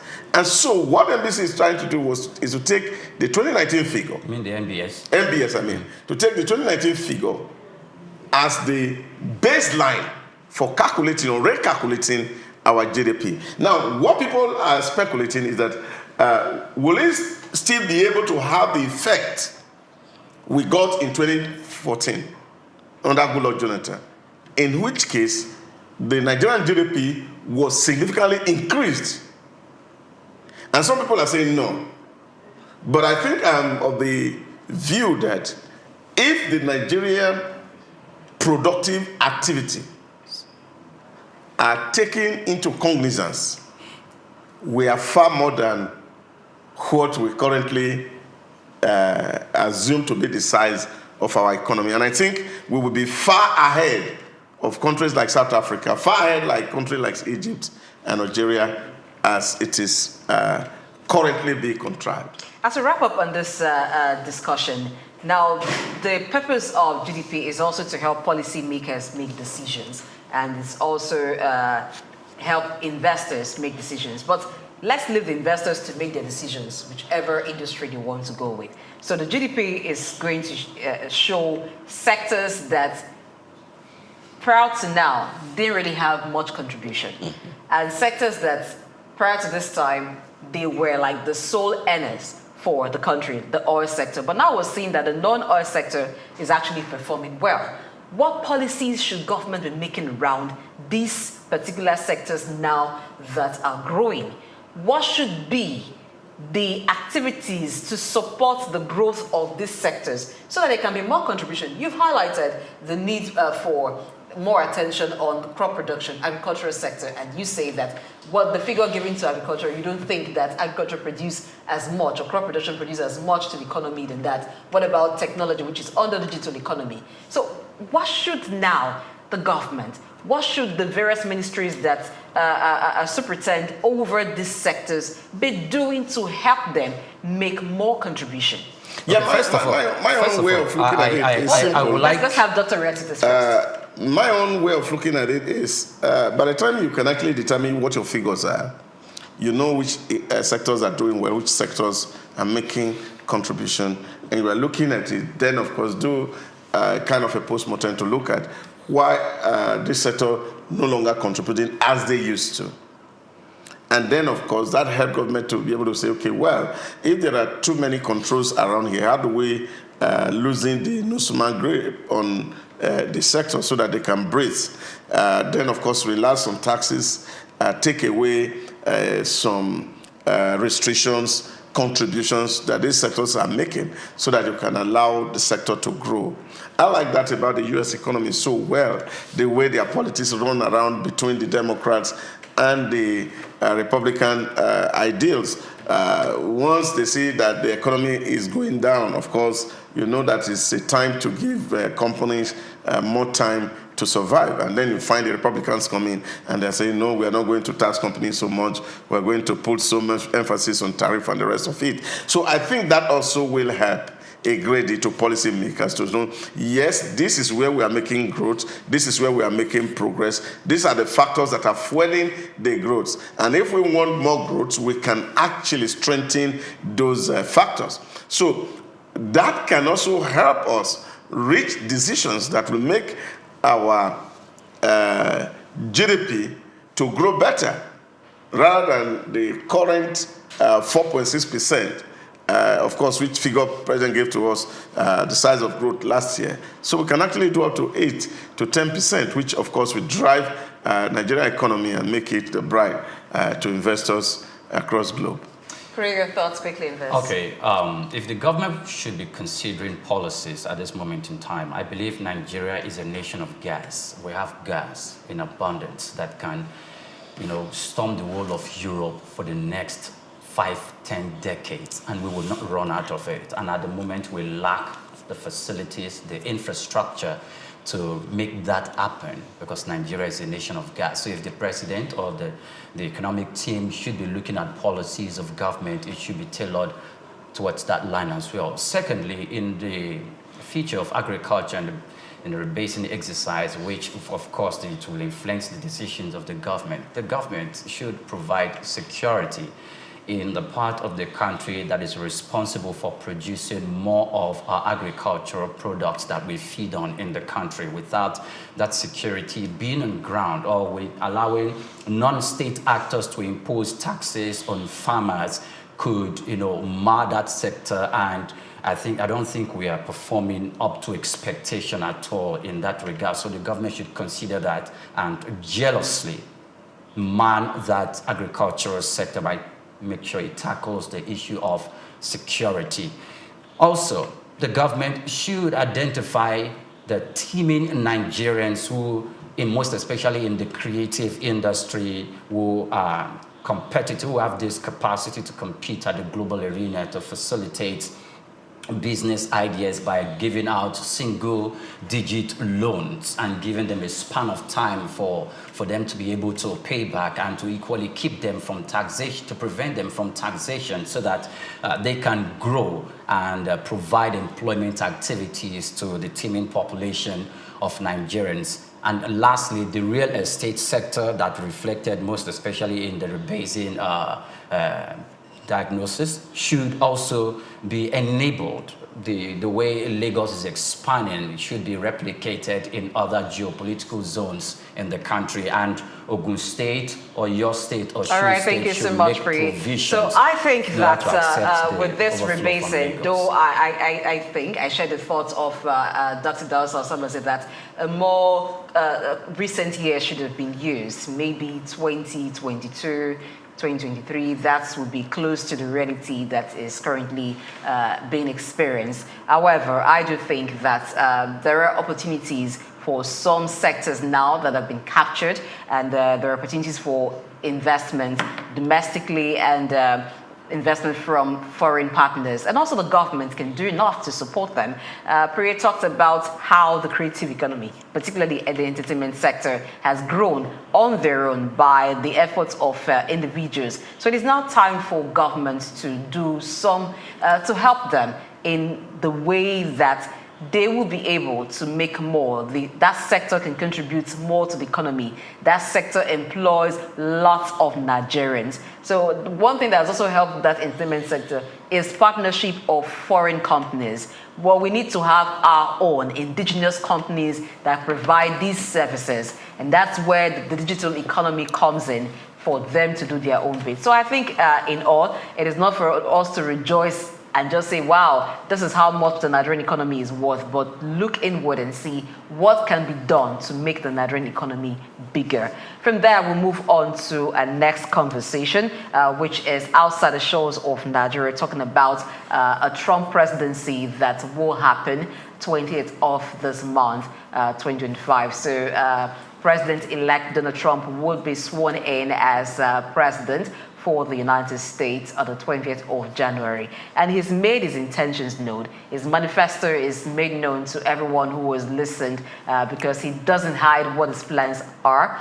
It's talked more about tariff increase, particularly for countries who have the agenda of de-dollarization. That has been a move to replace the US dollar so it doesn't become the currency for universal transaction. The BRICS nation, comprising of Brazil, Russia, India, South Africa, and China, have all been moving round, going about plans to ensure that there's a new payment system that replaces or substitutes for the US dollar. But Donald Trump is not smiling about that, and he said that if they're thinking that the US will stand by and watch that happen, then you need to think again. But here, we need to look at what that would mean.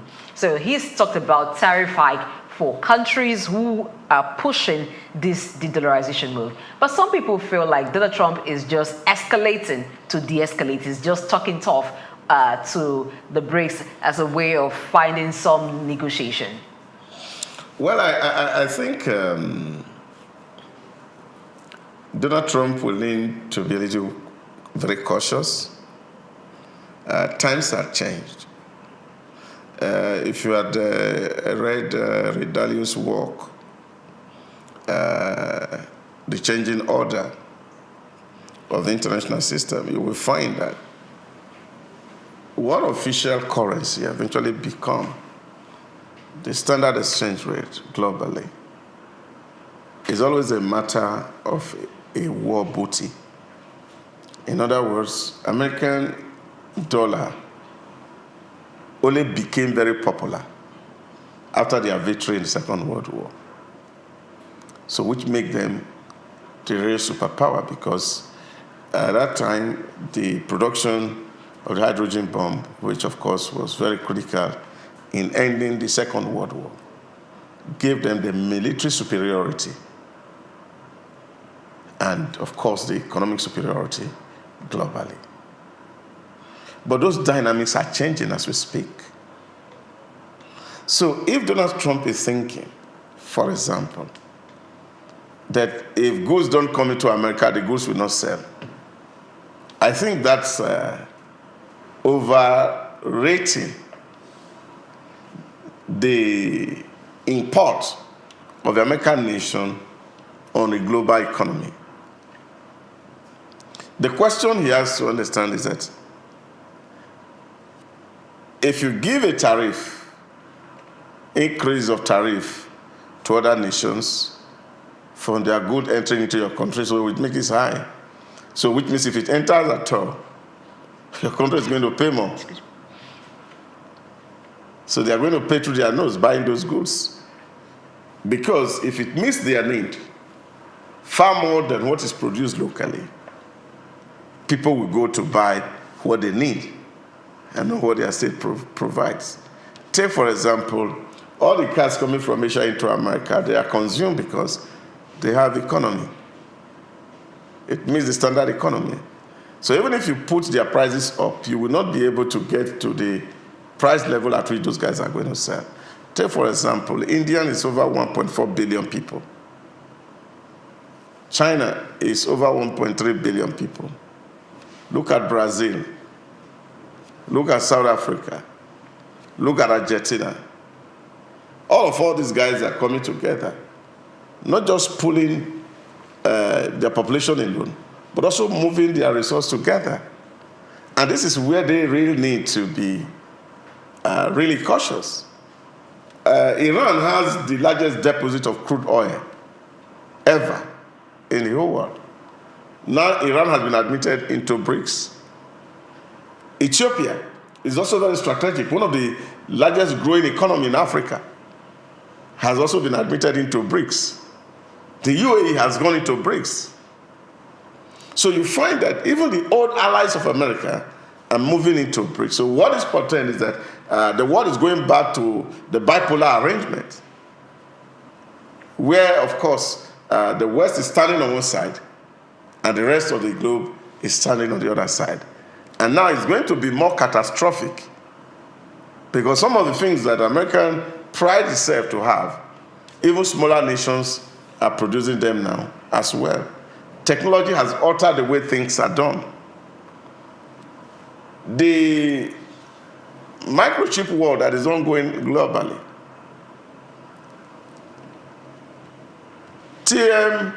TSMC, a Taiwanese-based company, contribute about 56% to the semiconductor market. And Taiwan, as a small country, is producing about 61%. So America is trying to invest into that industry and at least trying to see if Taiwan can help grow that industry locally in America. So all these factors must be considered. So it's not something that you are going to whip people to fall into line as if they are your houseboys. But Trump is a tough talker. Priya, what do you think about this? Trump is a tough talker. However, he needs to tread softly because I know his business, national economic advisors are really going to sit him down to speak with him. Russia is a leader in the BRICS, and so many other global actors are joining, that divide. And it's obvious that trade between these countries are not going to be done in the dollar. It's going to be in the currency within these nations. It could be in the currency of Russia. It probably when Russia is trading with China, they're going to have a currency swap, probably the way it's been done in Nigeria, maybe when Russia is trading with Iraq, like he said, it's going to be done in both currencies. And this will completely shut out the United States dollar. Also, countries that would be in BRICS, or BRICS, because with all the countries that are coming into that fold, I'm just looking out for what the name would be at the end of the day. They will just stick with BRICS. What it's going to be like. And all the countries coming in there are going to have just what Mr. the late Muammar Gaddafi of Libya was trying to champion for the African continent, that we need to have a currency for which we are all going to trade. And the United States will have to look at a very, very strategic economic policy that will be effective in the global arena to counter this. And I don't think they have anyone in sight at all. So it's going to be a trade-off. Donald Trump is a good negotiator. I think they are going to resort to that. I think that some negotiation would have to happen.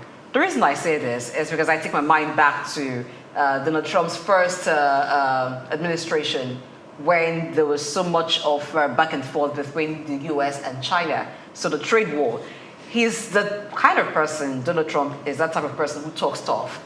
So when he says a thing, the US is going to ban this, the US is going to impose this sanction on China, because it is as if that regime was between China and the US. There were so many trade issues between the US and China at that time, as there still is. And China happens to be a fundamental partner in the BRICS bloc. So for those countries that are part of the BRICS, and there are so many on the waiting list that will be part of it, then I don't think that the US will be able to just impose a tariff hike on all of them and it stays that way. The same way Trump believes that the US will not stay idle, waiting for the BRICS to have a payment system that replaces the dollar. That's how those countries are not going to sit idle, waiting for you to just impose tariffs on them without a counter tariff to it. Because it's not only the US that they do business with, the US also does business with them. There are companies in the US that sell in these other countries. So if you're saying that they will not have a free market in the US, they too will make policies. As you place one sanction, there is also another, because there is a policy of reciprocity. You make one, the other country make theirs to protect their own interests. At the end of the day, I see the US having some form of talk, some form of negotiation with some of these countries, and perhaps even the BRICS, to have an arrangement that the new payment system can work in certain countries, can work in certain areas for some type of trade, so that the US dollar still have its way. And it's a thing of everybody being happy, but being able to threaten them with sanctions and everybody just cowers because Donald Trump is talking is not really going to work, because the world system has gone beyond that, where only one person or only one country is the superpower that holds sway over other countries. Yeah, but I think one of the things that Donald Trump is going to leverage is his power of diplomacy. Donald Trump is not a diplomat. Oh my He God! is a diplomat. His power of diplomacy is what he's going to leverage on. Donald Trump is not afraid to cross boundaries, and like most people or American president will be. Donald Trump actually went to North Korea. And shake hands with that Rudy boy, and oh yes, when he saw the value, the potential of what that boy could do. So that diplomatic prowess, of course, is also going to come to terms when all this negotiation takes place. He's been to China, and he's in conversation and he's making telephone calls to sell America to partners and the rest of it. So, but I understand that they're not going to fold their arms, but also we cannot also take away historical events and how things are evolved. Take, for example, the Eurozone became Eurozone today, but it was not done overnight. It took some time before they came to that conclusion to adopt the euro. So it will not be anything that will be impossible when in the near future we are even seeing a currency that will be called BRICS notes. So a lot can happen. The Marshall Plan, after the Second World War, laid the groundwork for the regionalization of Europe, and to see how Europe do more trade with themselves, and they are able to make huge impact in what they are doing. So as a country, America is doing what they can do. But other nations are also doing, like Blessing said, what they can do. So what China is doing is also see, how can we trade more with ourselves? So that even if the US is not accepting our goods and services, we will not completely lose out. And here, the GDP may not be in their advantage, because currently it's the advantage of the G7. But population is strongly in the advantage of BRICS. And God forbid we get back to that point of the bipolar disorders that happened both First and Second World War. I don't see us getting there, but I see if Mr. Donald Trump is able to, wield himself as the business mogul that he is, some of the sanctions, the recent sanctions against Russia, might be withdrawn. Some of the sanctions against the Russia oil producing, the neft gas, and some other producers within China, within Russia, might need to be withdrawn. But if the United States takes that route, it will be obvious that it's being done for selfish purposes. Well, and not for... Trump has said that it's for America. So he's just been lying what he said. Every foreign policy is an extension of domestic policy. The sanctions in the first place... It's not sanction tariff. The tariff, well, those tariffs are not motivated in the void, because where that tariff is emerging is part of the activities of Russia in Ukraine. We have to also look at other activities that made that tariff and those sanctions come into play. It is not just about... No sanctions, we're talking about tariff here. The United States... The tariff is because Donald Trump believes that America is supporting too many nations. America should concentrate on themselves. and the American market has been open too much to other economies that is now affecting American-owned companies. So it's some form of protectionism. That is what those tariff hikes are about.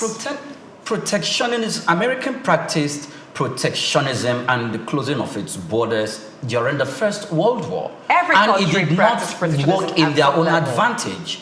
They had to come out of their shell in the Second World War when they saw that they had the capacity to deal with issues, and their actions gave birth to the Marshall Plan by assisting Europe to make sure that they are able to make sure that they are able to stand on their own. So isolationism worked against America at the First World War. Oh, but they are not. They cannot stand in law. They are not independent.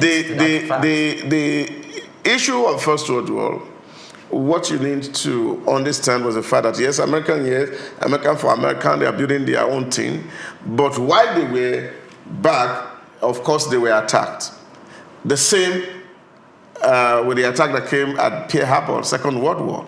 Second World War, America didn't follow. They didn't want to join Europe to fight any war until the Axis power attacked American ship in Pearl Harbor, which brought America into the war. Let's not digress into... No, I just want to set These are premise. I think I have to set this context very right. That, of course, led America to... Of course, this was also coinciding with the time that Harry Truman has completed the hydrogen bomb project. And then, of course, America was ready to use this thing and unleashed it on Japan, that is still having a very devastating effect in Hiroshima and Nagasaki up to we are speaking right now, was the fact that they put their hand in the anus of a tortoise, and so they were held really hostage. So, but what is important here is the fact that there's no nation who set out to say you want to do business with other people because you want to be a Father Christmas. So whatever diplomacy that takes place, whether it's economic, military, there's always an undertone is to foster the dominance, whether in trade or in the military, of the country who is operating. So every foreign policy is an extension of your domestic policy. So whether it's America, whether it's China, even in Nigeria, that's why a lot of people criticize Nigerian foreign policy, because there's no focus in it that to say, oh, we are going to Liberia because we have an interest to protect. Nigeria has just been a Father Christmas in Africa and in West Africa without really identifying what its core is, to say, if I'm going to do an operation in West Africa, what do I stand to benefit? But these other bigger nations have this understanding that if I am intervening in Iran, there is an interest that I'm protecting. Okay. So it is that selfish interest of nations that has been protected. China don't come to Nigeria because they love us. All right, they are only here because there is something they can get here that can advance the well-being of their citizens at home. All right, let's look at what America is doing. That America is placing tariffs doesn't mean it's isolating itself from the rest of the world. Of course, no country as of today can exist alone because they still need to do business. If you're producing goods and you export it, you're doing business with other countries. If you are depending on other countries to supply you goods, then you still have to do business with them. But what basically they're doing is to say, we put America first. We put the interest of America first.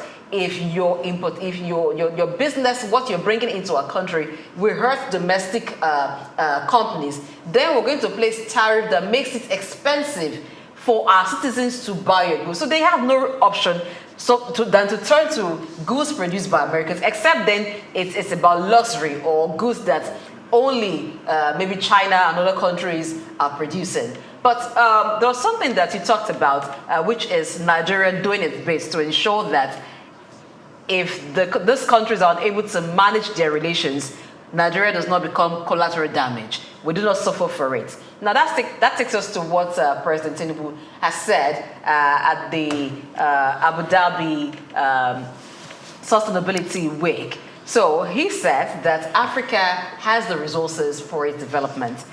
We do know that Africa is blessed with lots of resources, primary resources that are being tapped. Most times not even by Africans, but by other countries. And then they export back the secondary products to Africa. It becomes more expensive. A very clear example is that of crude oil, which Nigeria produces. but doesn't really refine or hasn't been refining for a lot of years until recently. So it still imports petroleum products. But if we're talking about Africa having the resources for development, I'm going to go to you, Pri. It is one thing for you to have the resources. It's another thing for you to have the wherewithal and all it requires to utilize that resources. Should we stay, or should Africa stay at the level of having the resources for development, but being unable to utilize those resources for its development? What should follow up having resources? Okay, Africa is not, I think it is deliberate. I think Africa is being deliberate in not really harnessing its local materials and its local resources.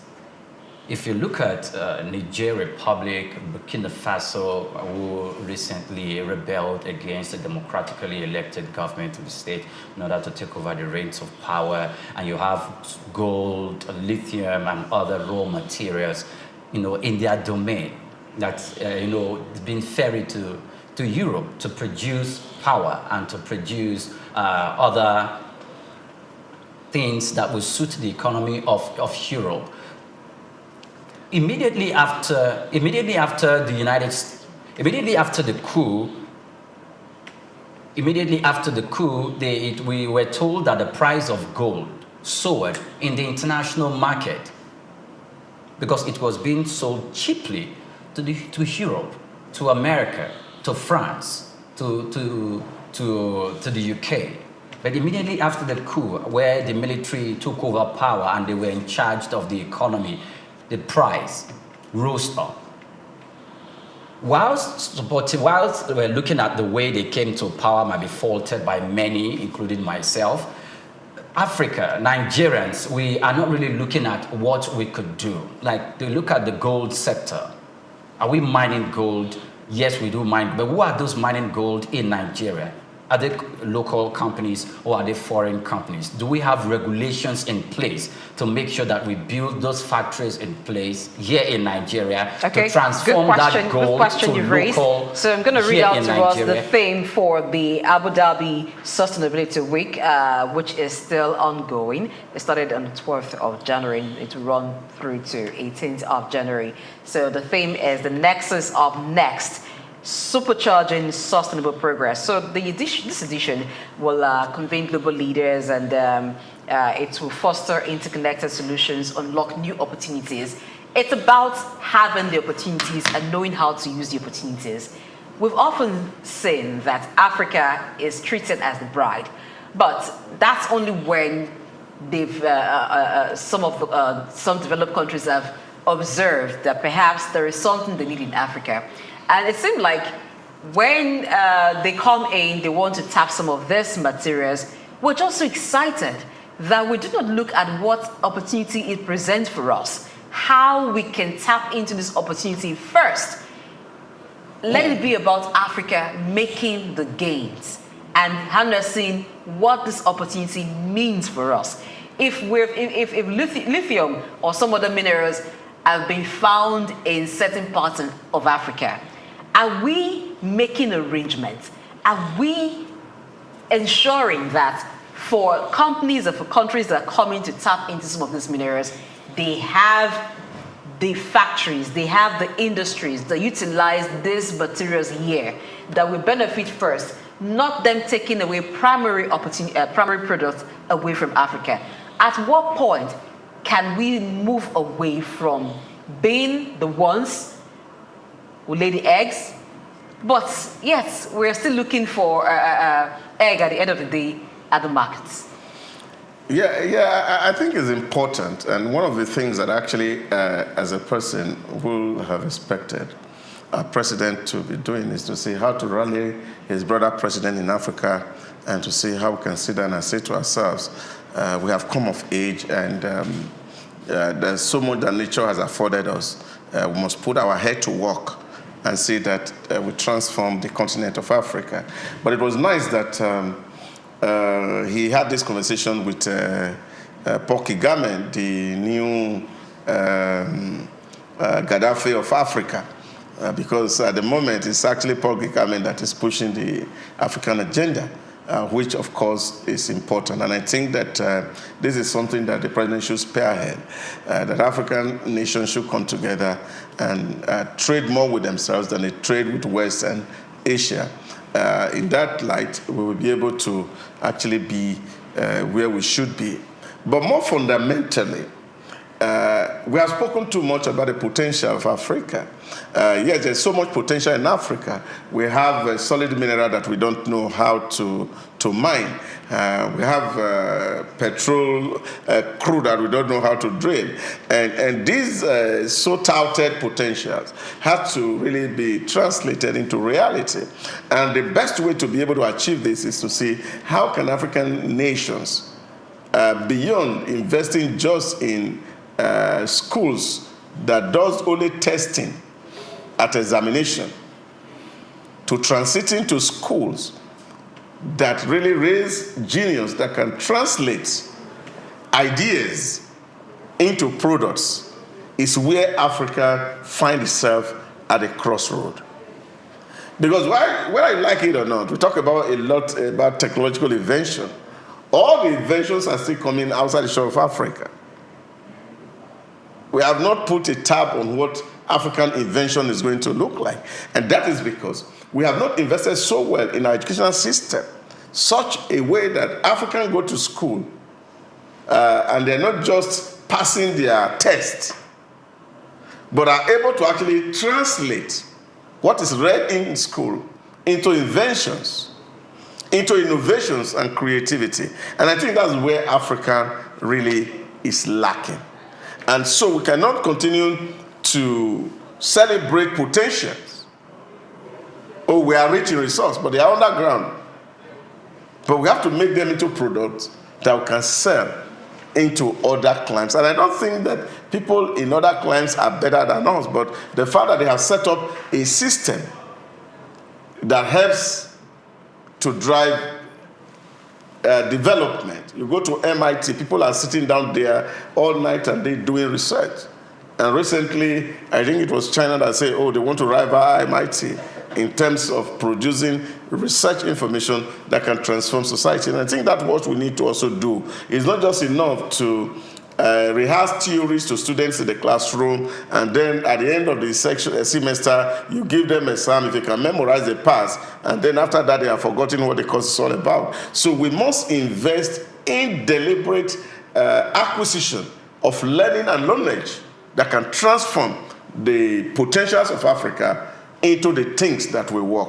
It's good that President Bola Tinubu is having this conversation with Paul Kagame in Abu Dhabi, and I hope that that conversation will continue, that when the president comes back, that Paul Kagame should visit Nigeria and then sit down in the cozy environment of Abuja to see how we can actually push Africa agenda and sell it to the entire globe. I also wish that more of these conversations would happen between other African leaders, not just between Nigerian presidents, and not just at the occasion of the ADSW. It should happen more often. Talks about how Africa can trade between themselves, share research knowledge, share technology, because some countries are more advanced than the other in Africa. Some have research that could benefit other countries. And instead of waiting for other countries from the West and from other parts of the world to come do business or expand certain industries, some collaboration can be done. So it's an African thing, and the interest, because first of all, it starts with the interest. It starts with those who have the interest. So that's how they can protect their interest and ensure that it's first for the benefits of Africa.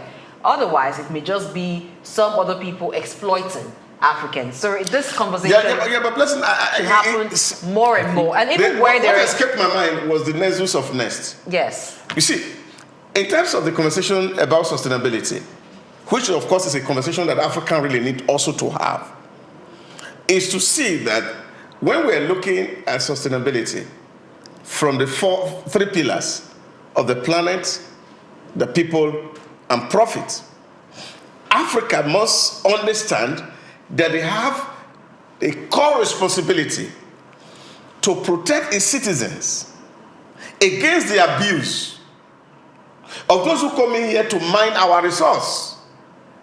That's what I was talking about, the exploitation. When you see the pictures from Nigeria to Congo and other places where this mining activities is happening, you find the environmental horrible condition in which our people work.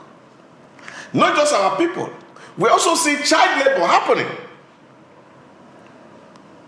We're seeing discriminations between physically challenged people who are not represented, those in the minority, the vulnerable, women, not accommodated. So all these conversations must be put on the table.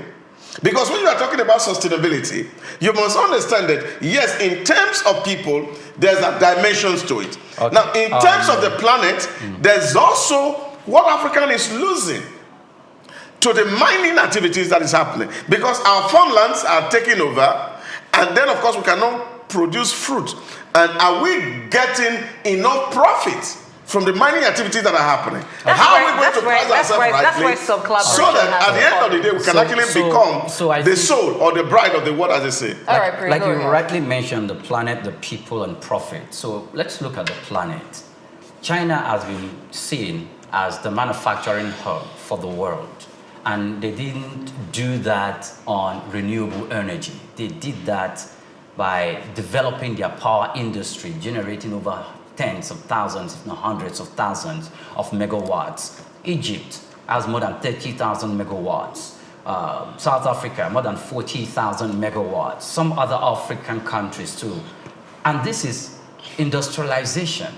So if we look at Nigeria, we are very, very, very, very backward in this. So if we're looking at the planet itself, these industrialized countries, India, China, they are contributing immensely to the damage of the atmosphere. And that is why during COP 2022 or COP 2021, when the former President Muhammadu Buhari was in the United Nations General Assembly, he talked about the West paying or repatriating some form of $50 billion to Africa, if not more than that, for what they did or for what they are doing, damaging the atmosphere. And because African countries are less industrialized, we do little or nothing to damage the atmosphere. So we need to be compensated by that. And now we are moving away from that to renewable energy, because the West, that is what the West is preaching. And Africa must be very, very sensitive not to go with that, because if we do, we are going to lose the potential to really harness and tap into our economy using the instrument of industrialization and manufacturing. Yes, and that's why collaboration is very key, because when you wait for some other country or countries outside the continents to make the industries work, by the time they come, you assume a beggarly position to it. But if there is this a cooperation, so if they come to your country, you have the same mineral. They go to the other country, it's the same laws, the same things you're demanding, and you're stamping your feet to say, this is what we would allow, we will not allow that. The other country doesn't receive them and say, oh, they didn't agree to your terms, we allow you, do whatever you like. So it becomes a thing where they begin to take advantage of African countries. So except African countries must begin to see that we are the ones with the gold. We are the ones with the goods that they want. So we are not beggarly. It is business. If it doesn't profit them, they won't be here. And you stand on it. You can not be beggarly when you have the competence. Yes, so that's why there is need for research. There is need to ensure that the industries are here. Neo-colonialism,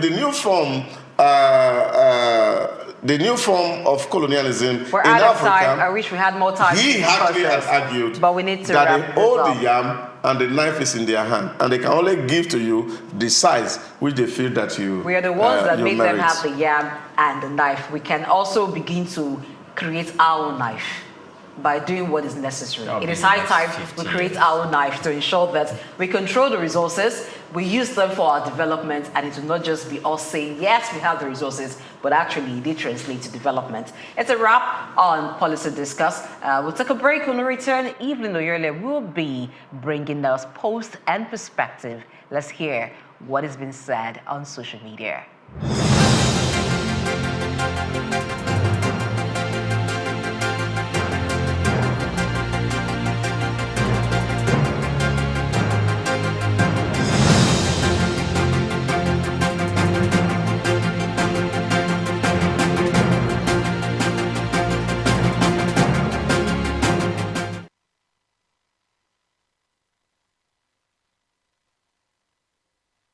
touch, and you wouldn't be wrong. Let us record, produce, mix, and master your audio like nobody does. Reach us on our contact today for the best quality job. Welcome to the Africa Development Studies Center, ADSC. ADSC is an organization focused on training and research to advance sustainable development and growth in Africa. We exist to facilitate customized training, research, and study exchanges worldwide on leadership, management, and critical development issues. The center offers a platform for the exchange of ideas and best practices.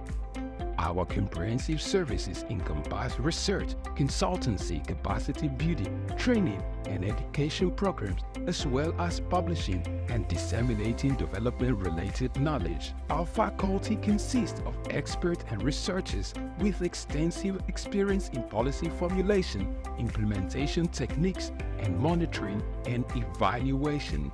Our methodology involves talks, individual and group exercises, games, video screenings, and discussion seminar sessions in a cozy atmosphere, making learning enjoyable for our participants. For more information, email us at info@adstudiescenter.com or call +234 912 039 2362. Visit our website at www.adstudiescenter.com to learn more about our programs and upcoming events. Africa Development Studies Center, rethinking development for Africa.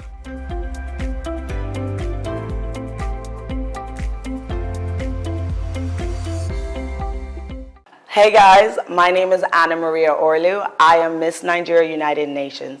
This month is Cervical Cancer Awareness Month, guys. Make sure you are getting checked. It is important to get checked and make sure that this is prevented. And make sure that you are raising the awareness to your friends, your sisters, your loved ones as well.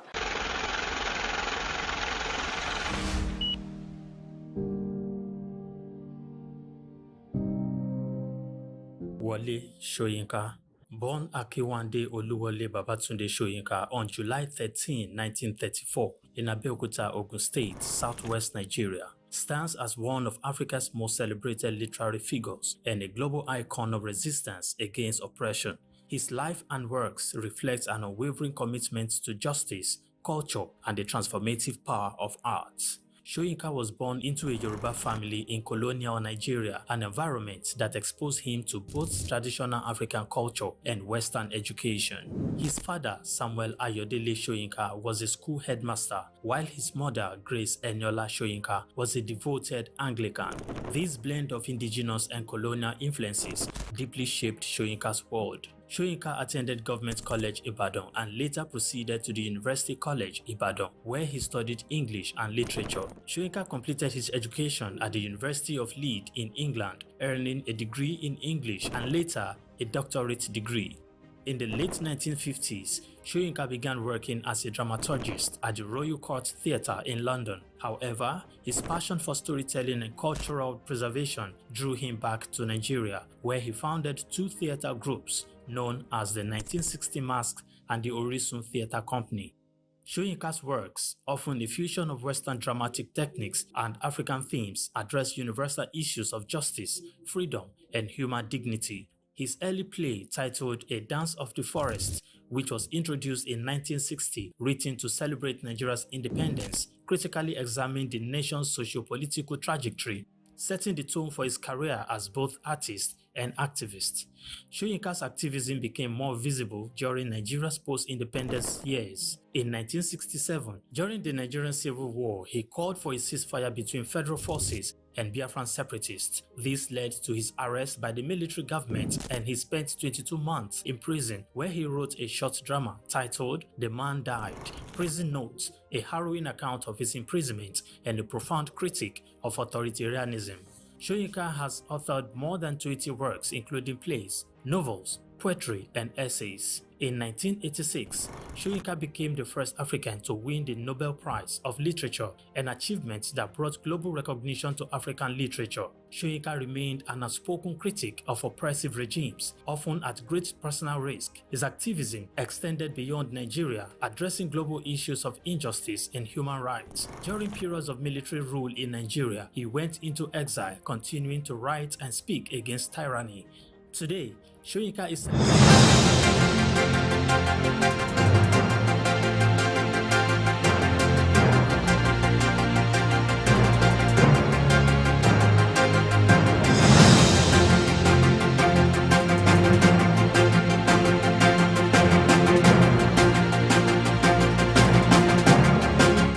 Good morning. Of course, you are live right here on SOUQ News Television, and this is the midweek installment of Posts and Perspectives. What we do here is to feel the pulse of people on social media, who is talking, what they are talking about, and where exactly they are posting from, whether be it Facebook, Instagram, X, or TikTok.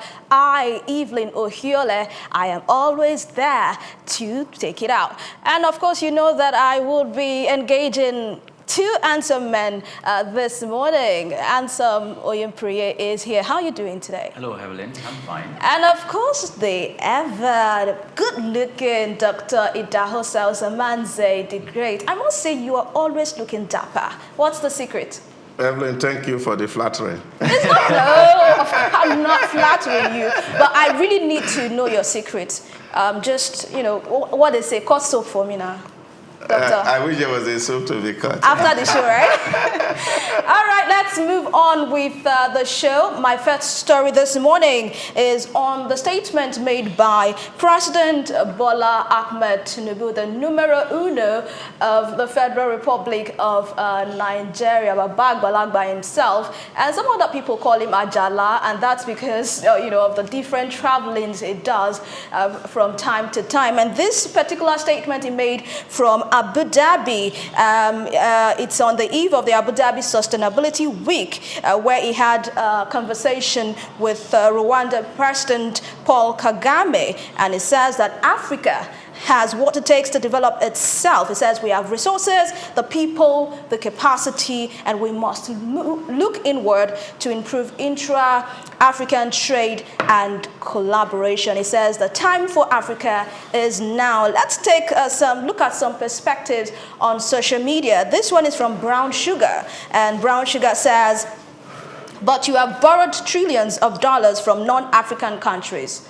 Okay, so Brown Sugar is looking at the fact that you are saying Africa has all that it takes. So why are you moving from, you know, Europe to America to Asia looking for loans? And this is from Ben Samuel. Ben Samuel says, I agree that we have the people, resources, and capacity. The time for Africa is now. However, African leaders fall short in transparency, openness, and accountability in managing our God-given resources. It takes one person to lead by example. And the question on the lips of many Nigerians is President Bola Ahmed Tinubu that one person? Let's look at another perspective this morning. Afsa says, the burning issue remains, why can't Africa organize similar gatherings? Why can't Nigeria call for a world summit in Benue? Why can't Nigeria call the US, the UK, the EU, Asia for opportunities in local markets? It seems always Africa is being summoned for one gathering or another. Doc, this particular last perspective from Afsa, what do you think? Well, I think it's a conundrum that I feel that has to be dealt with, and one of the reasons why, of course, I also know that SOUQ News Television exists is to see how we can fill this gap, to create a narrative around Africa that actually can be very inviting. One dangerous trend in Africa is the fact that we talk too bad about ourselves, overhype things in our environment that, of course, create fear in the hearts of everybody. So if you go to social media today, people talk about insecurity as if it's only in Africa that those things happen. So what has UAE been able to do? They've done so well in projecting an image that they have a society that is free of crime, free of trouble, free of security threat. But is that the real true picture? It's something that we have to take time to speak to on another day. The U.S. created a potential that, oh, they're the best in the whole world, but every day every minute people die in New York. And nobody talks about it. We don't carry on their head and say insecurity, banditry is killing people. Those things are happening in real life, but the cameras are not focused on it. Cameras are focused on the good things that are happening in those environments. But we have been undoing ourselves in creating too much attention to the bad things that suddenly happen around the environment. And people think that, oh, African is like a zoo people can't get into. An uncle of mine came from the U.S. the other day and he said, oh, I want to go from Lagos to Benin by road. And all of them said, oh, you can't do it. That is suicide. But I said, but there's nothing really on the road.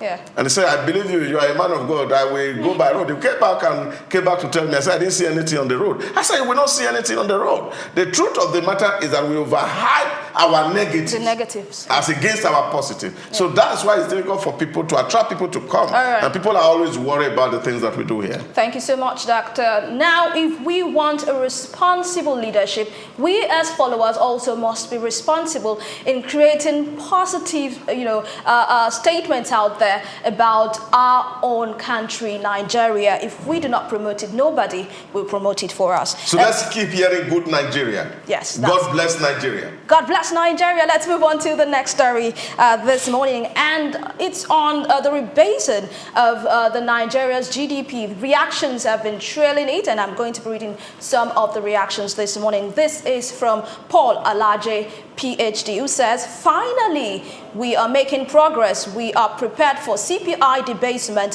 which will ensure that inflation numbers accurately reflect reality. Often, there is a disconnect between the reported figures and people's actual experiences. I hope upon completion, the reality will be felt. And this is from Nimsi Roberts. And Nimsi Roberts says, while I understand the rationale behind the GDP rebasing, but watch government spin it as proof of progress, like devaluation boosting revenue. They will claim success despite a struggling economy, just like Lai Mohammed bashed Jonathan in 2013. Opposition will do same over this. And before I get Priya's reaction, Michael Badger says the GDP rebasing controversy. In its bid to rebase Nigeria's GDP, the NBS has reportedly proposed including illegal activities such as prostitution and drug trafficking as part of legitimate economic activities. How will NBS track this? Trouble ahead. And this last one, I must take it, is from Daniel. It says NBS will see monumental dragging when they announced the result of GDP debasing. And of course, you can see the picture of Don Babaje there, Don Jazzy. It's a meme, by the way. Priya, what do you think? Oh, well, I wasn't expecting something different. If you see, like I was saying earlier, systemic issues need to be addressed. Yeah. So even though the NBS, brought out issues that need to be the rebasing of the economy, it seems as if we are promoting that the nation's economy is growing. Okay. But even though what they actually meant was that these are the prospective industries or sectors that will make the economy grow, and government should be paying attention to them. However, the way people are receiving it outside, systemic challenges need to be addressed, most especially when we talk about agriculture, providing security in the farms so that we can have cheap crops in Nigeria. All right, thank you so much, Priya. We move over to our next story this morning, and it's on the sanctions by the CBN on 9 banks for cash unavailability during the Yuletide season via the ATMs. I cannot remember the last time I used an ATM. I tell you, I can't. Probably Doc, Priya, probably they use it often, but me, I can't remember the last time I used an ATM with my card. People now make use of POS, vendors to get money very quickly. Let's take this post by engineer Olami, who says the fine should be per day, like 150 million naira per day till they fix their mess. Olami, what's happening? By the way, the fine is 150 million naira, but Olami is saying it should be per day. And Akins Anthony at Olubanki Akins says CBN should make sure the money is shared to all bank customers that have patronized POS operators using their bank's ATM card at least once in the last 4 months. Please, I support, I second.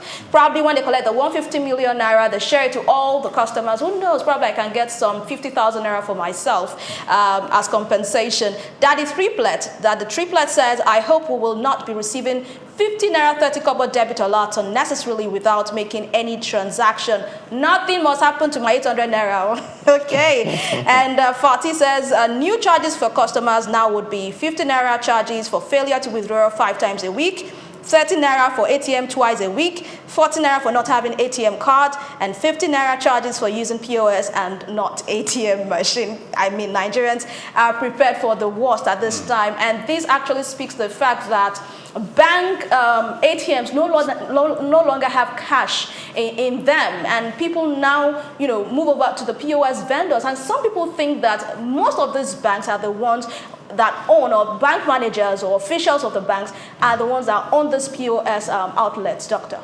Well, I don't subscribe to that. Most of the outlets are owned by Nigerians. Just understand that one thing, that Nigerians, we're very smart people. Okay. When we see opportunity, we take advantage of it. That resilience has kept us going.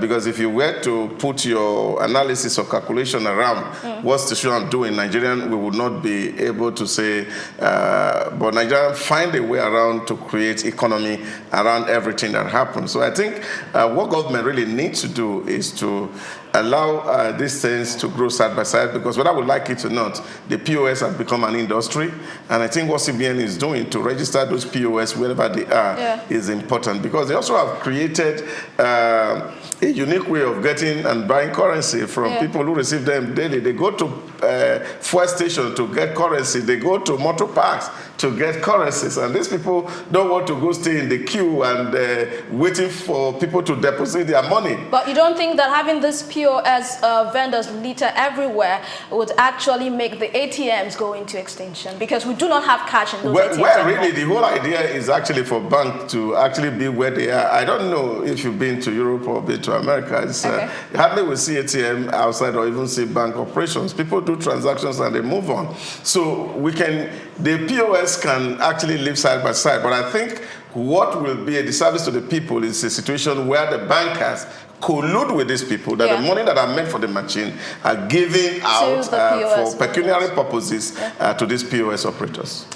Thank you so much, Doc. And to our last story this morning, it's January 15, and it's the Armed Forces Remembrance Day. To all our fallen heroes, to all our fallen soldiers, those who have paid the ultimate price, with their lives for our dear country. This is the day that we remember them, and we'll also reach out to their families and loved ones. I'm going to be taking this tweet from Dr. Dipu Awojide on X. It says, on Armed Forces Remembrance Day, I join other Nigerian patriots in celebrating all our fallen heroes who died in the line of duty, as well as those still in service, crushing terrorists, bandits, and rebels. Thank you for your service to Nigeria. Hashtag AFRD 2025 and hashtag thank a soldier. I'm going to be ending with that, and I will end with this word.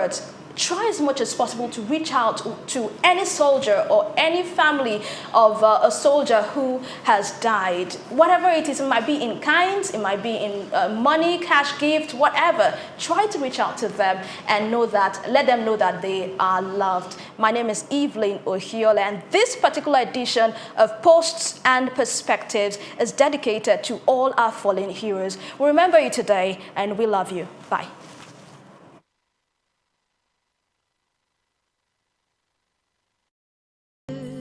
Are blue.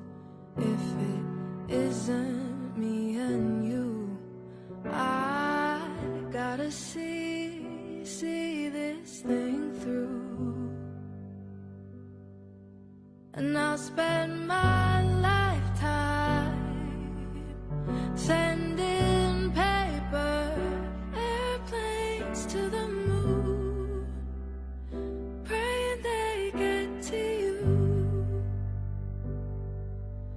and I'll spend the rest of my days lost in sand and paper airplanes to the moon.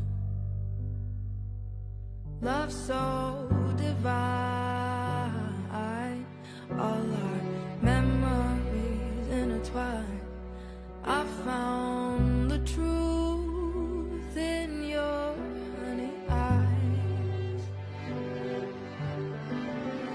Even though it's been a while, I still think about your smile. Every night before I fall asleep, I find you in my dreams, somewhere in the trees. And I'll spend my lifetime sending paper airplanes to the moon, praying they get to you. And I'll spend the rest of my days lost in this craze for you, sending paper airplanes to the moon.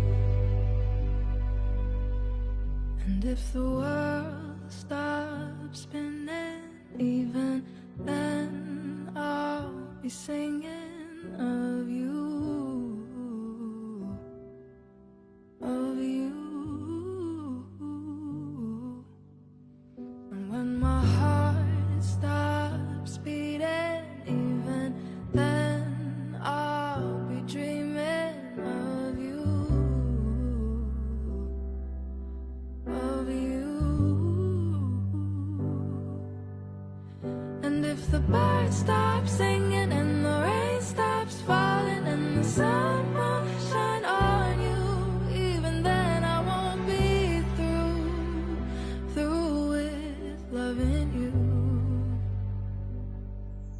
And I'll spend my lifetime sending paper airplanes to the moon, praying they get to you. And I'll spend the rest of my days lost in this craze for you, sending paper airplanes to the moon,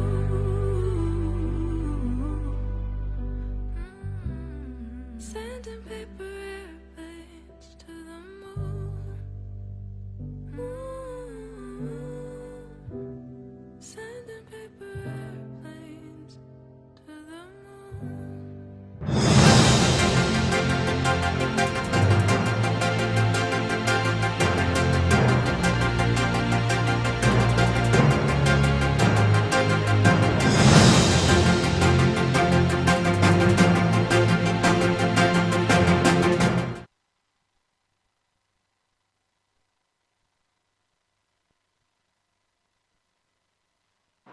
Yes, welcome to another edition of Halftime. And of course, on the front burner of sports stories today is the postponement of the CAF 2024 CHAN tournament.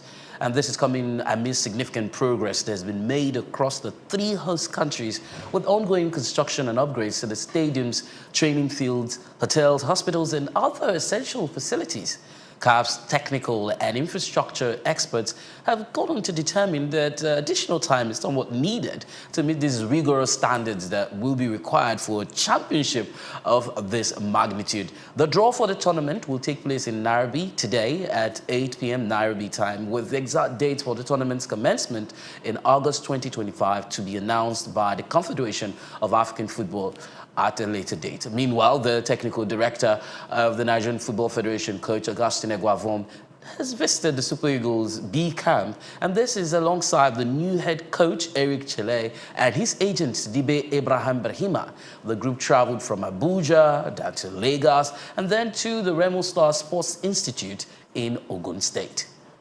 From there, we'll cross the oceans to the English Premier League, where Manchester City's hopes of winning a 5th successive Premier League title suffered, boom, blow. No, the 3 away, a 2-0 lead to draw at Brentford. The Bee trailed by 2 goals after 78 minutes, only for Johan Wissa to pull one back before Captain Christian Nurget's 92nd minute header equalizer saw them rescue a point in a trailing finish. City have won the Premier League in each of the past 4 seasons, but then a run of just 1 win in 9 league games in November and December did some damage to their hopes of lifting the trophy this time. So victories over Leicester and West Ham, as well as an 8-0 thrashing of League 2 Salford City in FA Cup, had boosted City's morale. But then, I don't know, this might just feel like 2 points that had been dropped. So Chelsea, Bournemouth, correctly predicted by my compadre Kevin Ojefia, saw Reece James mark his Premier League return from injury with a stoppage time equalizer to salvage a draw against Bournemouth at Stamford Bridge. Cole Palmer had opened the scoring for Chelsea in the 13th minute when he calmly found the back of the net after wrong-footing Bournemouth goalkeeper Mark Travers with a fake shot.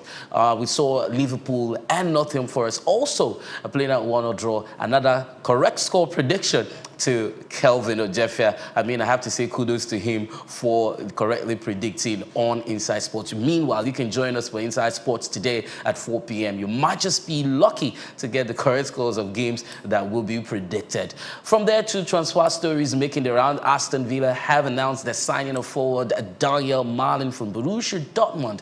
The 25-year-old Netherlands international moved to Premier League club for a fee of 23 million euros. That's about 19 million pounds plus 3 million euros in add-ons. And neither the fee involved nor Malin's contract duration was confirmed by Villa.